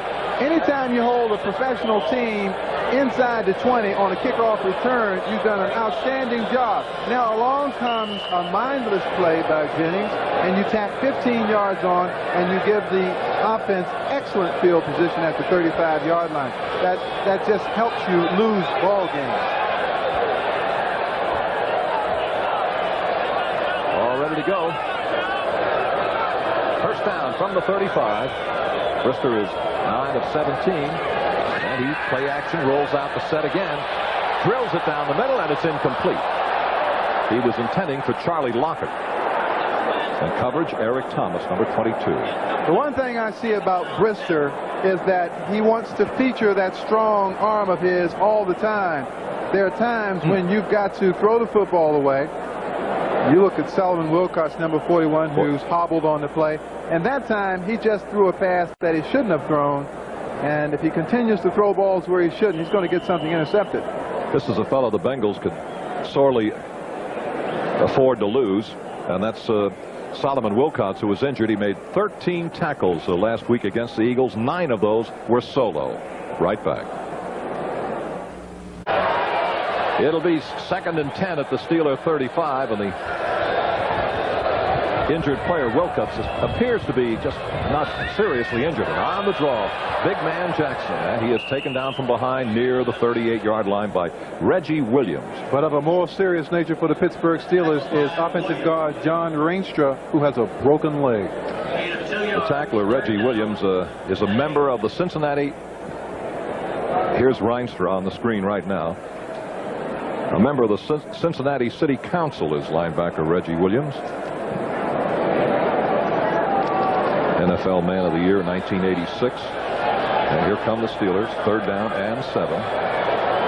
Ball at the 38.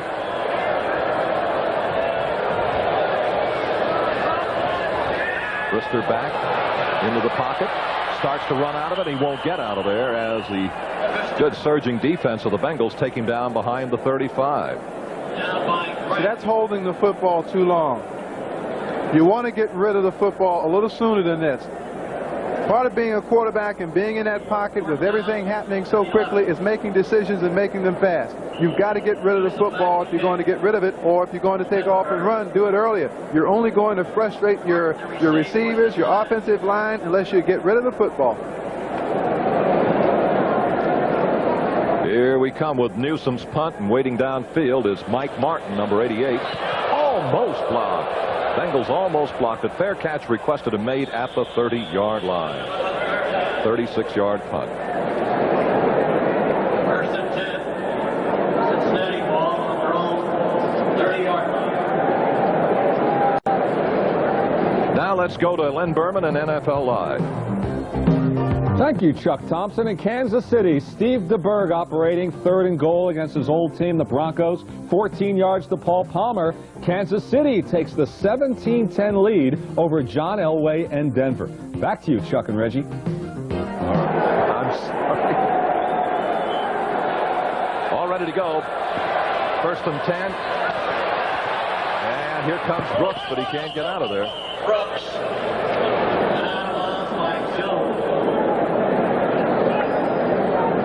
Big man Aaron Jones helped run him out, number 97. Brooks has carried 14 times for 62 yards. Mark it at the 31. 2nd and 9 for the Bengals. The Bengals won't wear you out rushing the football. They just want to run the football effectively enough to keep the pressure off of Esiason's passing.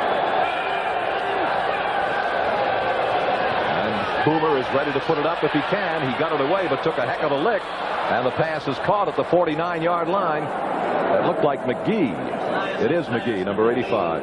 Tackle credit, Delton Hall. There are few who will have a stronger arm than Esiason. Watch this throw. Now, this is a sideline throw that picks up maybe 15 yards, but in order to complete this, Esiason has to throw the ball about 40 yards. And that is the real measure of how strong a quarterback's arm is. And that's just part of the business, folks. That's why he makes $1 million. $1 million?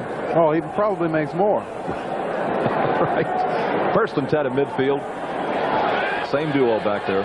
Wilson and Brooks. That's Brown in motion. First back through is Brooks, and he gets the ball and is inside the Steeler 45. And Gerald Williams is credited with the tackle. I don't know of a more effective little running back in all professional football. Time and time again, James Brooks takes the ball up inside. He runs the ball on sweeps. He catches the ball over the middle. He'll block. What is it that he doesn't do? 2nd down and 4 at the 44. Esiason looks to throw. Left side all the way. Looked that way all the way and made the connection. And that would be Tim McGee. Hardy Nickerson on the coverage. The Bengals are really mixing up their offensive formations now. They're catching the Pittsburgh Steelers sleeping defensively. Pittsburgh has been confused the last 2 times they have come out of the defensive huddle, and Esiason now is being able to throw the football with good timing, and they look pretty good on this drive because simply they're keeping the Steelers off of Esiason. Brown is wide left. The other way it's McGee. That's the big man Wilson. Gets a little bit of block, turns the corner, and then is powered out of bounds at the 30. Give Greg Carr some credit for the stop. And that's the difference between Stanley Wilson and the fullback from last year, Larry Kennebrew. Kennebrew would have been stopped for no yardage. Here, Wilson doesn't have anything, but he picks up 3 yards and salvages what was a bad play and turns it into something that they can work with. Second down, 7 at the Steeler 30. Esiason is 12 for 21, 142 yards, and McGee now has 5 catches for 72 yards. This will be second down and 7. The lone back is Wilson. Here's Brooks in motion. Play fake to Brooks. Esiason rolling, lets it go. And it is incomplete. Brown almost made a sensational catch. Delton Hall was involved in the coverage. But you get paid in the National Football League to come up with great catches. Let's take another look at this, because I think if Eddie Brown had this over again, he'd tell you, I can make that catch.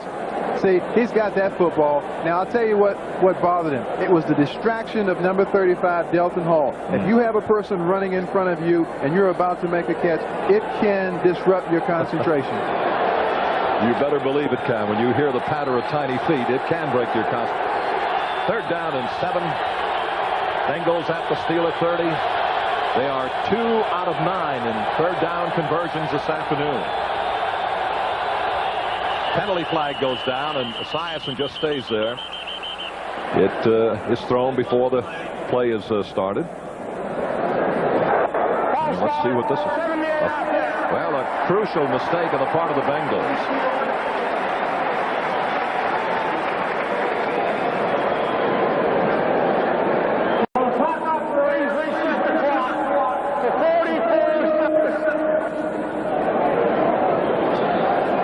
The clock will now be reset as we look at Sam White. Interesting story the way Paul Brown hired this man. Paul was looking through some playbooks because he was honoring Hall of Fame inductee Mike McCormick, and among the playbooks he stumbled across was Sam White. And he was so impressed with it, he kind of packed it away in the corner of his mind and said, might find a spot for him later. And when the opportunity presented itself, he hired White. It's 3rd and 12. Blitz. He dumps it off, and there is Mr. Brooks. Penalty flag is thrown as Brooks breaks clear down the sideline and then is yanked out of bounds outside the 10. James Brooks with a heck of a catch and an even better run. But a flag went down. There's no more versatile back in the National Football League than James Brooks. Well, it's going to be against the Bengals. I think it's going to be pushing off, and it wasn't pushing off against James Brooks. I think they caught McGee. What number did he say? I think he said 65, but I'm not. This happened downfield. Oh. I think they got McGee. McGee could be.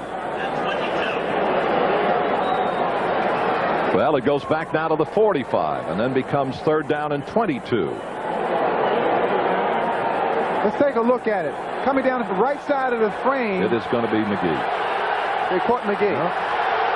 Well, and there's still 2 conversions out of 9 efforts.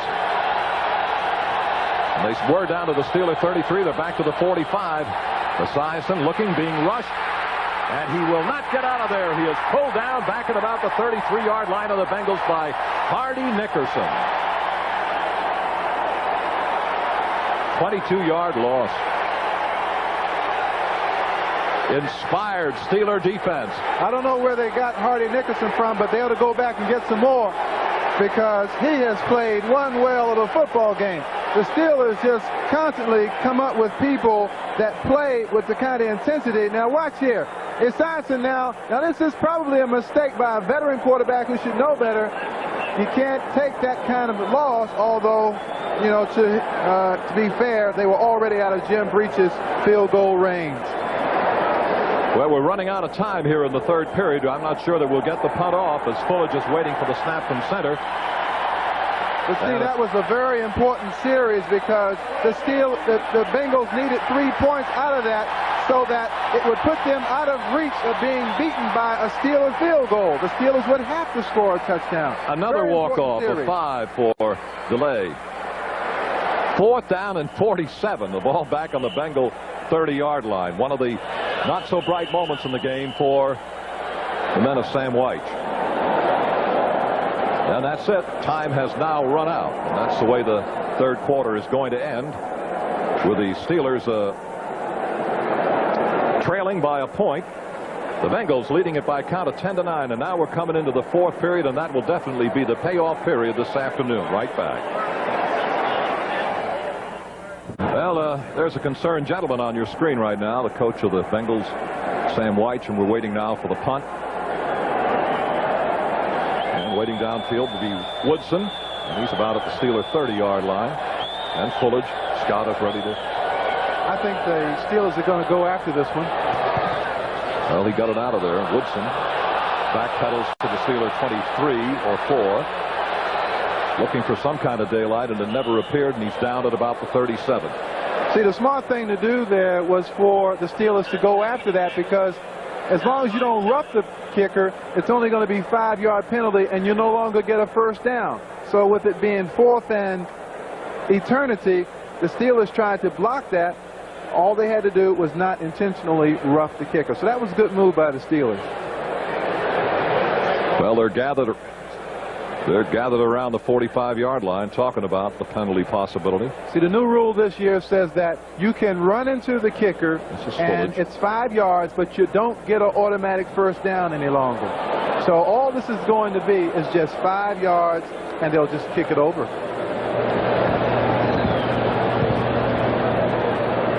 We're running into the kicker on the receiving team. 5-yard foul. Penalty is declined. First down.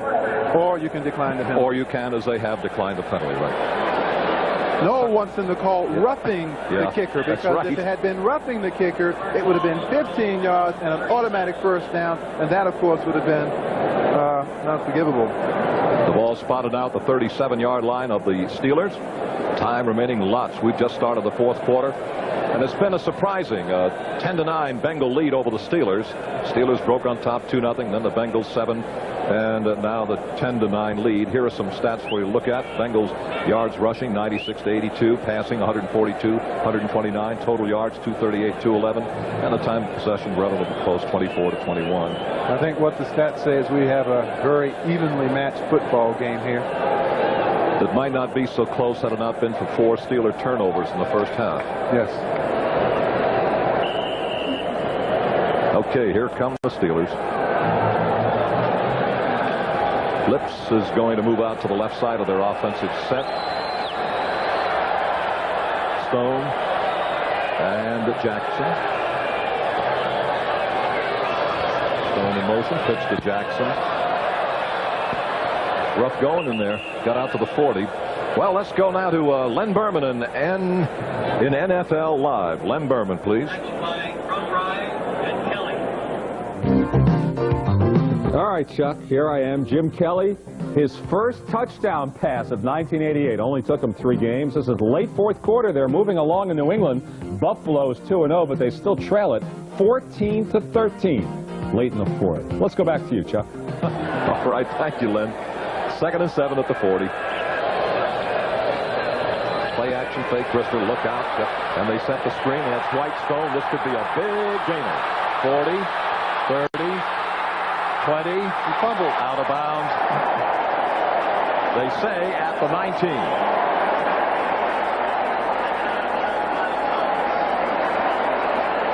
Here is what the Steelers have today that they didn't have a few years ago. Quick strike ability. Watch Dwight Stone, number 20, with that great speed. Number 63 is Dermontti Dawson, the rookie, just into the ball game. And you got to hold on to that football, Dwight, baby, or it'll nullify a big gainer like that. at the Bengal 22, first down Steelers.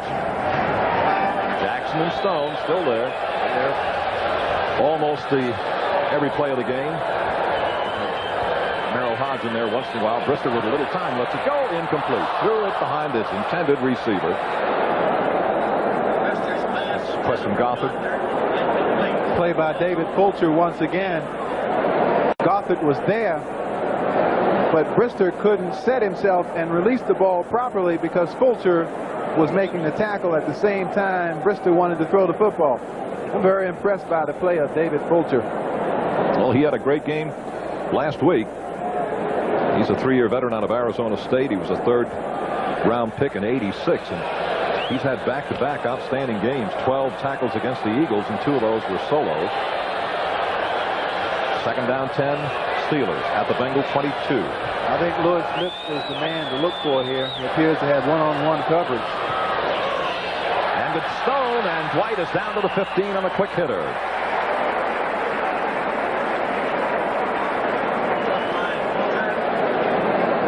Well, that's not such a bad play because Brister obviously recognized the defense and called a draw play. Perfect call on the situation, and Ray Horton, number 20, made the touchdown-saving tackle.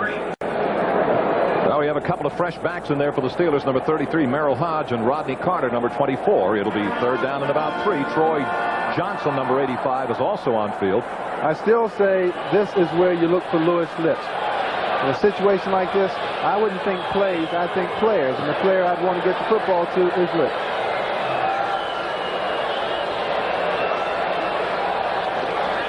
Brister running for his life. Can he get around the corner?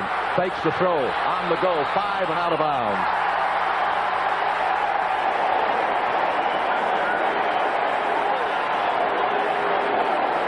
Early this afternoon, our partner Reggie Rucker pointed out the importance of speed. And here's a classic example of what a quarterback can do if he has agility and speed. Well, there's no support on the outside because the Steelers had 2 receivers over here, and they both ran off at both cornerbacks. And, of course, Brister with that speed and with that brashness that he has brought to the Steelers offense picks up the first down.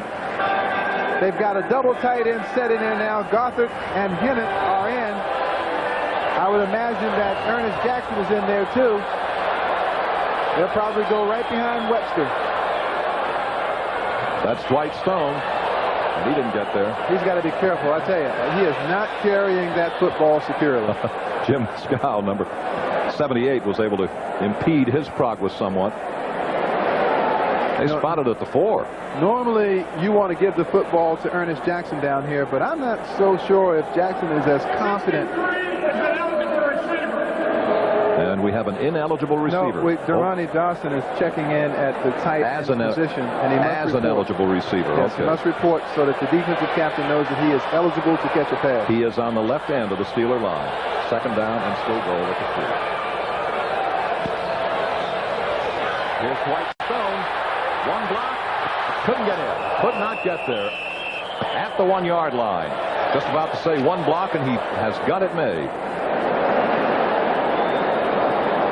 Barney Bussey, number 27. The Cincinnati Bengals, and on opening day, won a football game because their defense rose to the occasion in a situation just like this against the Phoenix Cardinals.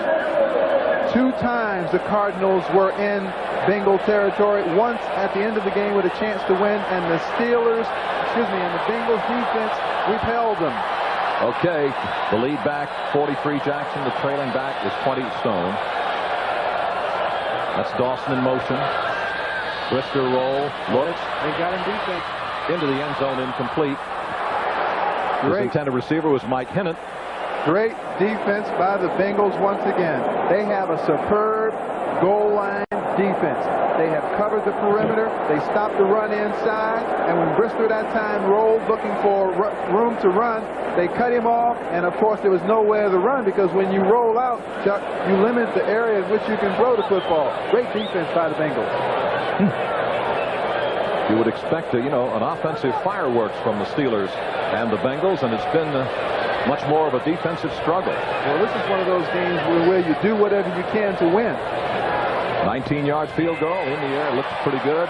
And the officials agree, so the Steelers have moved out in front now to make it a count of 12 to 10. And it's been one of those seesaw battles. The lead has changed hands a few times, but you see it right now. Pittsburgh 12, Cincinnati 10. All ready to go as we take a peek at Brister down there on the Steeler bench. Watching his teammate ready to kick off. Stanford Jennings is the middle man in a trio of return men. He's got Woods to his right side and Hillary to his left side, and slots the kick. He's got it good, high and deep, and that's Stanford Jennings at the goal line. Up the middle. And he got it out short of to the 25-yard line, about the 24. Good return. 24-yard return, and the Bengals have the ball at their own 24-yard line. The Bengals have been able to move the football between the 20-yard lines, but when they've gotten down around the 20-yard line, they've sort of self-destructed, penalties, bad plays, and so forth. Their job is to get the ball down there and come out with some points. Brooks and Wilson are back there. That's Brooks coming out of there. Boomer out to throw, out in the flat. He's got his man, and that's tight end Rodney Holman, who was taken down crossing the 30-yard line. Rod Woodson. Hard to believe. Woodson's only been in the league 2 years, and he is a remarkable athlete. He has so much athletic gift to play on, Chuck. I mean, he really doesn't know the system and know the players around the league as well as he will in a couple of years, but he just has extraordinary talent. Second down, about 3, and he will just get better and better with every passing year. From the 31. Goes Brown in motion. Wilson, power run up to the 35 and first down yardage for the Bengals. Tackle credit. How about Greg Carr, number 91? Every drive of the Bengals has had the same sort of character to it. The Bengals get the ball and they move it well, and then the Steelers defense comes up with a big play almost invariably. They have amazing resiliency once the Bengals have come down into scoring territory. Scoring territory is when you get down around the 30-yard line. The Steelers have been making some big plays. First down at the 35. That's Brooks away from us. Esiason looking left all the way. Blocked.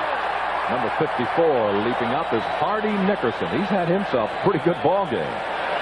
That's what I mean by big plays.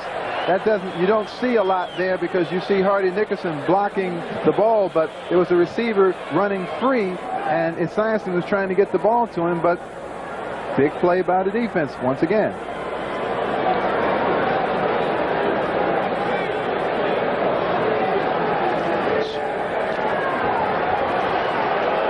McGee wide to the right, the other way it's Brown. Esiason looking toward Eddie Brown of Miami. Steelers using another one of those new look defenses with Aaron Jones standing up as a linebacker. He ought to be coming. Good protection, good lead pass. Caught by Brown. The race is on. Touchdown Bengals. And there is not a penalty marker in sight.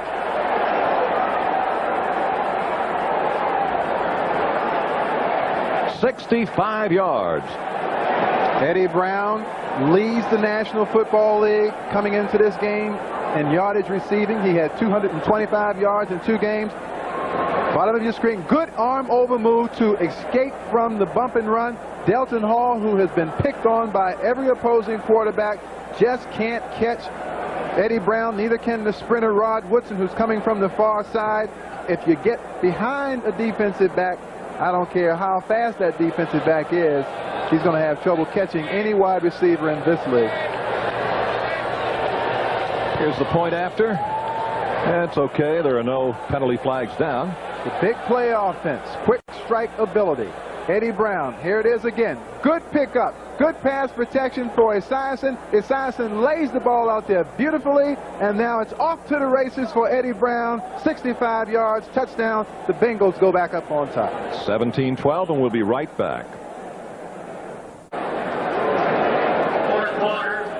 Well, that's That's the story. And here's the story on the scoring drive. 4 plays, 76 yards, and elapsed time 147, 65 yard, perfectly thrown pass to Eddie Brown. And what a great job he did getting behind the defender and made the catch, which is the name of the game, and the kickoff. Looks like Stone, it is, to the Steeler 20, 25, 30, and that's as far as he can.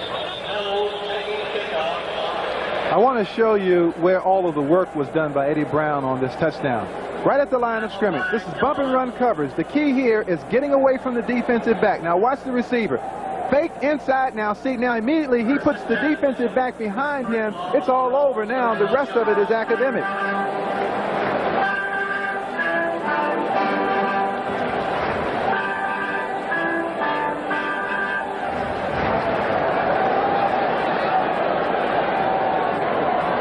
(17-12). The Bengals over the Steelers, and the Steelers at their own 31. Brister looking to throw. Sideline. Good grab by Stone, and out of bounds goes White. Right at the 40-yard line, and that makes him a yard shy of first down yardage. I can't remember the Steelers having an athlete in the backfield like Dwight Stone. A man with that kind of speed can get outside for them, who can run the football on kick runs, who's a threat coming out of the backfield on passes. I'll tell you, when he learns this game and learns pattern running, he's going to be something to see, because he's going to be unstoppable out of the backfield. Number 20, Dwight Stone. Steelers have a lot of options here. 2nd and 1 at their own 40. They're running. They did. That's Jackson for first down yardage. Give Crumry tackle credit. He had a little help, but he plugged up that middle very well. The Steelers have switched their thinking in their offense now. They had been running on first down and trying to pick up yardage with the pass on second down previously. Now they've gone to passing on first down, looking to hit their backside of the backfield and going from there. But let's see if they don't go back to the pass again on first down. Jackson gets a rest. 33. Hodge is back in there with Dwight Stone. First down at the Steeler 42. Hodge in motion. The pitch to Stone. Well, he tried to cut it back, but it just didn't develop as well as he wanted it to. He's out to about the 45. Stone, incidentally, has made 3 catches for 70 yards, and he's carried the ball 12 times for 43. And it appears to me they're trying to get football to Stone in as many ways as they can, although I would not rule out Louis Lips in my game plan. I know the Bengals are aware of that and are probably sending coverage towards Lips, but you're going to make a big play. This man has made them many, many times for the Pittsburgh Steelers, and he is healthy again in 1988, and I know Chuck Noll is very happy to have this guy back. 2nd down, 6 at the 46. Luigi Thompson in motion. Roll by Brister. Look out from behind. He got it away, and it's caught inside the 40. Wonderful sliding catch by tight end Preston Gothard. And he took a shot. Brister really took a shot after he released the football. Watch it here. Releases the football. You can't see it here, but Preston Gothard gets down and shores that catch. Now you're going to see Jason Buck, number 99, leveling Brister, who probably never saw the end result of that play. It's a hard way to make a living, huh? I would say so.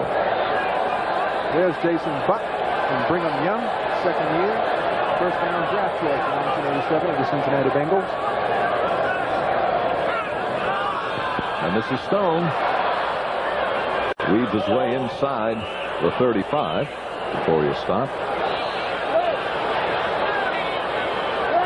Carl Zander, excuse me. Looks as though number 91 was there. And there's a big scramble, and the Bengals say they come up with a football. Count it. 5 turnovers. That's it. By the Pittsburgh Steelers.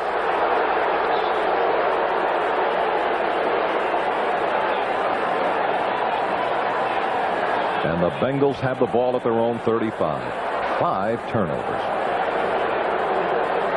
And the Bengals with a 17-12 lead and 7 minutes remaining on the clock, and they've got the football.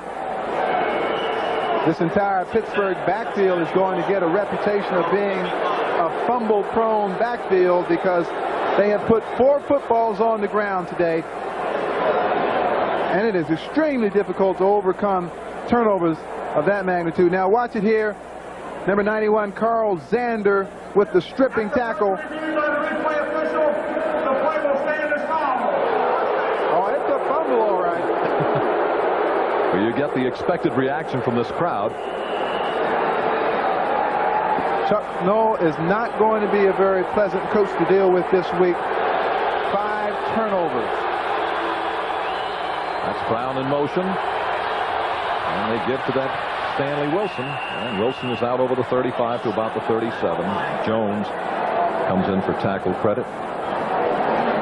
This is Stone on the bench, and he is concerned. A very dejected White Stone. He knows that that could cost you a ball game. It's Merrill Hodge talking with him.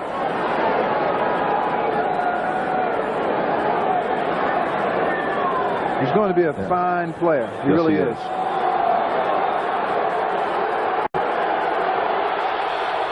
Second down and 8 at the 37. The Steelers have taken Delton Hall out of the ball game. They have Greg Lee, a rookie, over on the corner. This is Brooks. Now. Wide sweep, eats up some of the clock, get a couple of yards, and fumble, or was it? No. Apparently he got out of bounds. The Steelers felt they had the ball.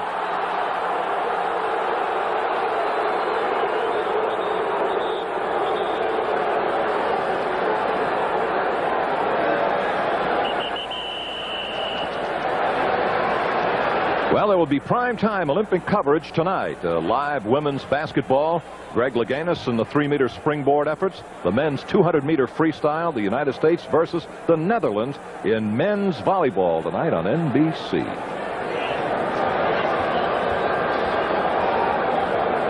Gain of 3, 3rd and 5 now for the Bengals. Yes, he was shaken up, was Brooks. Left side of your screen, number 21, James Brooks. Number 50 is David Little. Head-on collision right there. And Brooks had his helmet down, and when those helmets collide, you fade to black. I've heard people say it makes a terrible sound. Yeah, to say the least. But I mentioned this during the last play, Chuck. The Steelers took Delton Hall out of the ball game. And they have replaced him with number 21, Greg Lee, a rookie. And I should think that Esiason might try this young man. 6:19 left in the ball game. They're coming at him. Dumped it off, well thrown, and out of bounds goes Stanford Jennings, who has just replaced Brooks. Just a tough play to defend when you've got a left-hander like Esiason who rolls well and throws on the run. They've got the wide receiver to this side clearing out the corner, and then the running back comes underneath. Tough play to cover.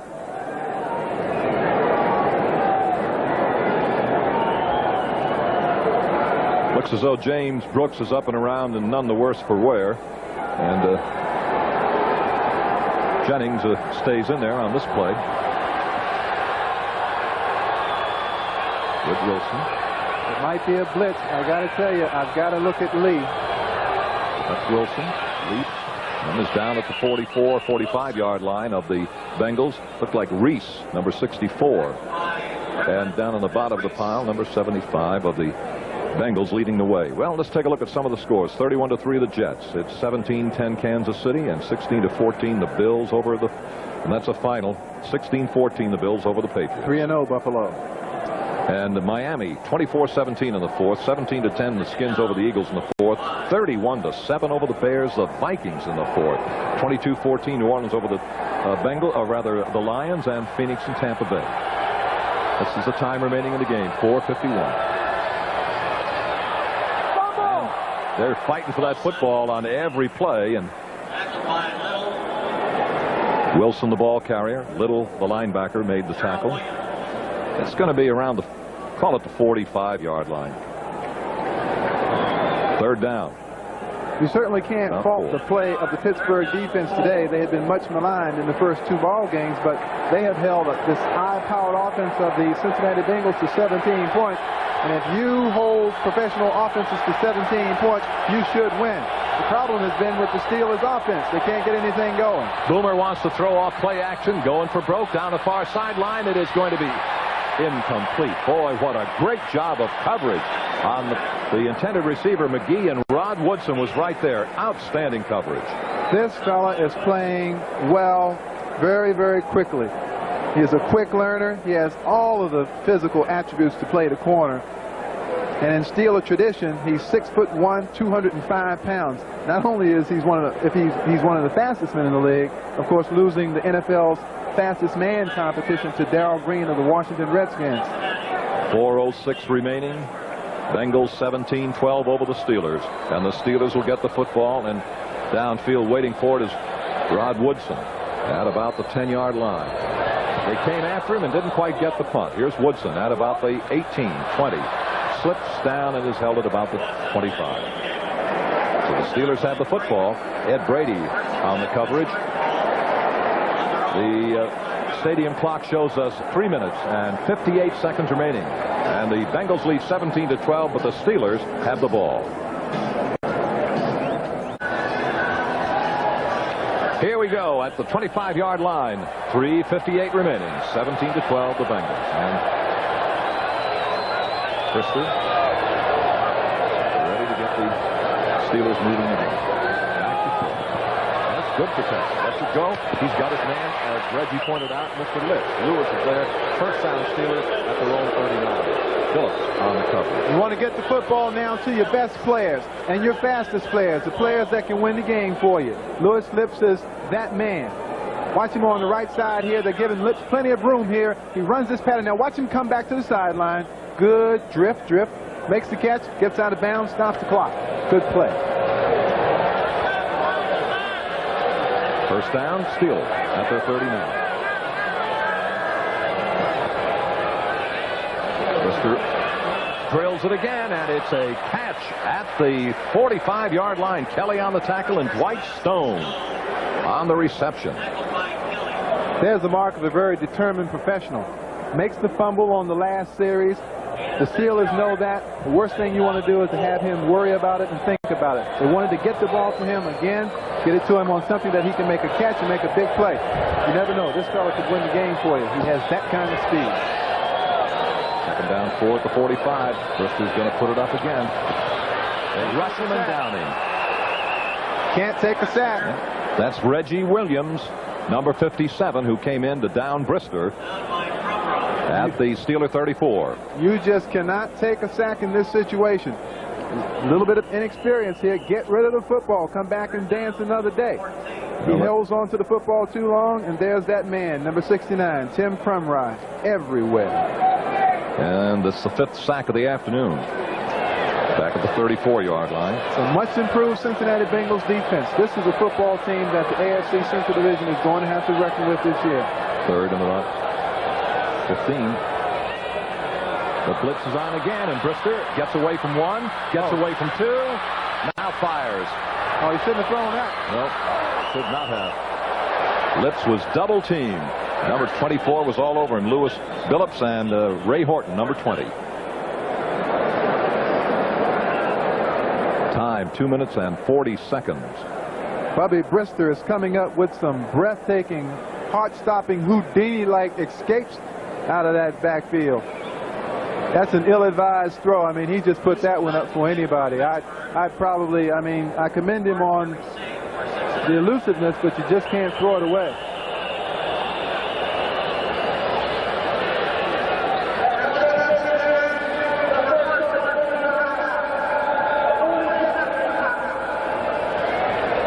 It was a timeout by Cincinnati. And it shows 2 on the board. Times remaining. We'll take another look at baseball for you. Here's some scores. The Red Sox 7-4 over the Yankees. That's in the 8th inning at Fenway. And the Tigers and the Orioles are scoreless in the 2nd inning in Tiger Stadium. Here's a young man who is suffering growing pains somewhat this afternoon. He has the ability. He certainly is willing. And just once in a while, you might question his judgment. Yeah, and you expect that from a young player. I mean, he hasn't been in the situation before, so he's just playing instinctively. All right, let's watch the punt.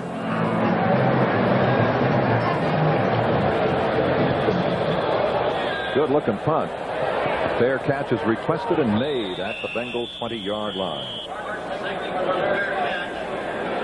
Martin.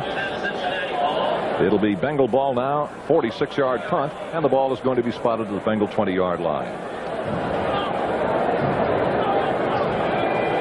And one thing that Boomer Esiason will be telling his offensive team is that we don't need any penalties, and we need to secure the football. They're going to run what they call their safe offense. They're going to give the ball to people that they know they can trust, and they won't do anything fancy right now because the Steelers can't beat them with a field goal. It takes the touchdown. Brooks and Wilson. This is Wilson in his own backfield, and that's Larry Griffin, number 22.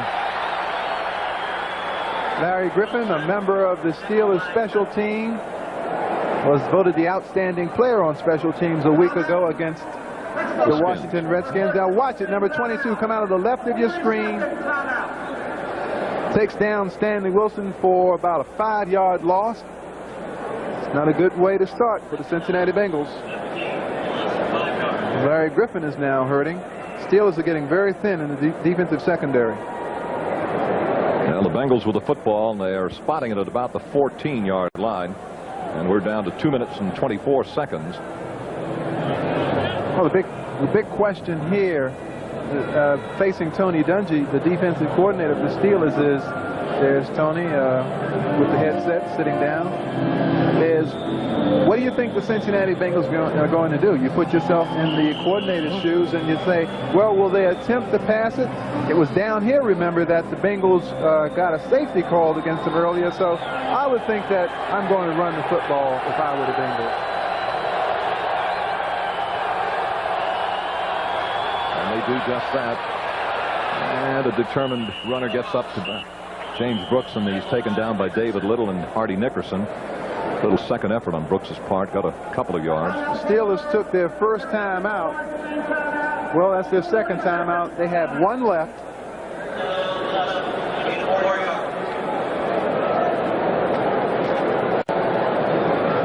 Well, primetime Olympic coverage tonight, live women's basketball, and then Greg Louganis on the 3-meter springboard, the men's 200-meter freestyle, and the United States versus the Netherlands in men's volleyball tonight on NBC.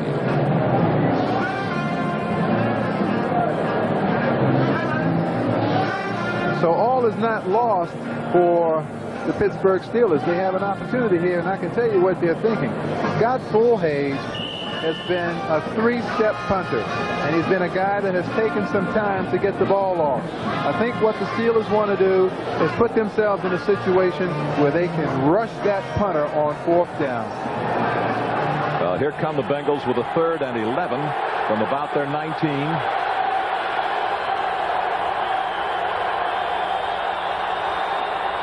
That's Brooks, tries to bounce around the corner. And he tried to turn it up, got near the 25-yard line before Lupe Sanchez rolled him out. Clock shows 2:09. And he did the one thing that he shouldn't have done, is he ran outside and he ran out of bounds. That only benefited the Pittsburgh Steelers. He should have stayed in bounds there and forced. Now this way the Steelers get a free timeout.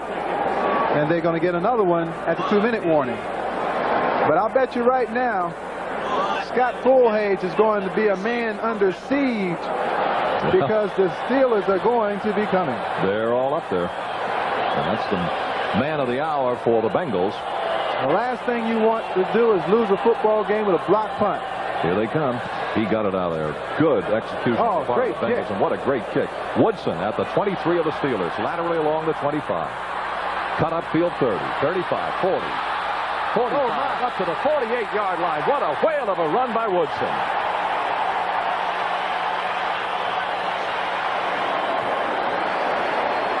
Here's the man who's given the Steelers a heck of an opportunity, and that's the story. Cincinnati 17, the Steelers 12.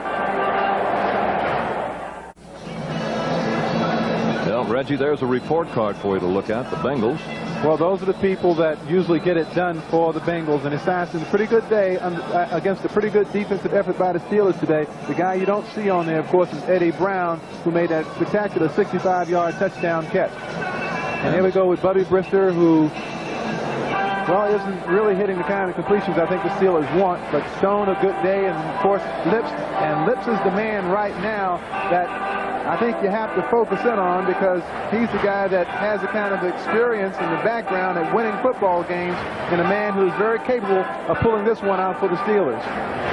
Well, we talked a little bit about tradition of the Steelers, and it's you can feel it every time you come into this great old stadium in Pittsburgh. Charlie Lockett is in there along with Reggie Thompson and also Lewis Lips. They're the wideouts. Lockett is up there at the top of the screen. Rodney Carter is a running back. Here is Mr. Rooney. His caricature still looking down on Steeler football. That's Carter moving in and out. Brister back to throw.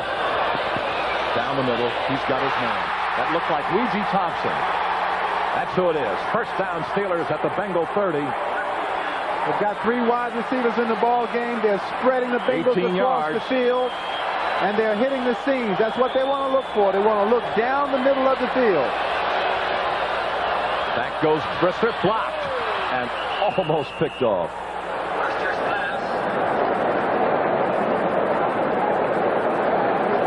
If you're the Bengals, I don't think you can sit back and try to play safely. I think you have to attack the Steelers. I think you have to play very aggressively.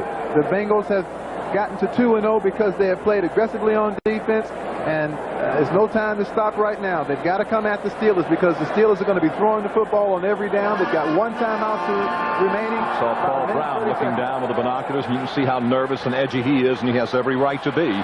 Here come the Steelers. Second down 10 at the Bengal 30. Squeezing motion, cuts downfield. Brister back to throw. Now he starts running. Brister down to the 21-yard line of the Bengals. Time is requested by that fella, number 6, Bubby Brister.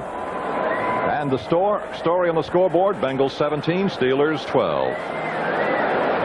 The Bengal 21-yard line, 1:17 left, and the Bengals leading. Here's where Brister has to come of age, because you've got 1:17. That's plenty of time to score a touchdown. You have to convince those guys in the huddle with you that you have things under control. And you have to get the first down. Third down in the yard.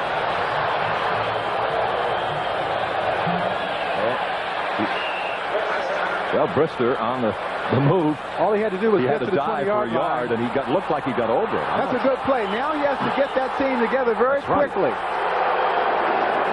On the quarterback keeper. And a quick snap. First down now at the 20. Brister throws the ball into the turf just to stop the clock.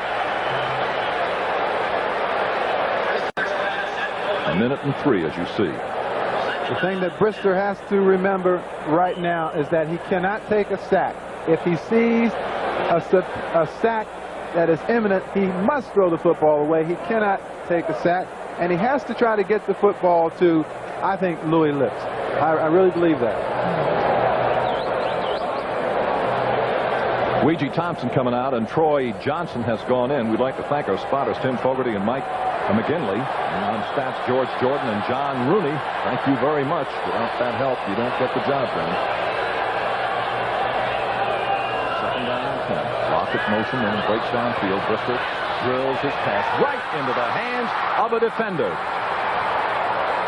And down goes number 22, Eric Thomas, and that just about tells the story on the Steeler hopes this afternoon. And that's what the Pittsburgh Steelers are going to have to live with, the maturing of Bubby Brister. And I think for the Cincinnati Bengals, this is signaling maybe a new era in this football team, because they now are winning football games that they used to lose. This defense has become very opportunistic. As we take a look at this play here by Brister, Brister forces this football where he shouldn't throw it. There's no way he should throw that football. And I'll tell you, if you want to look at who the most valuable player is in this football game, I would say Billy Brooks. I like Billy Brooks. I think he's Mr. Brooks. Yeah, he did a heck of a lot. Well, and we think it's time now to name the most valuable player award, sponsored by Budweiser, and the MVP is going to be the Cincinnati Bengals' James Brooks. Budweiser will make a contribution to the United Way on behalf of all of the MVPs selected in games. There's James Brooks, number 21. I think he was just such an integral factor in the entire offensive scheme of things. He caught the ball, he ran inside, he ran outside. He did the things that you have to do as a halfback in the kind of offense that the Cincinnati Bengals have. He's a very versatile player.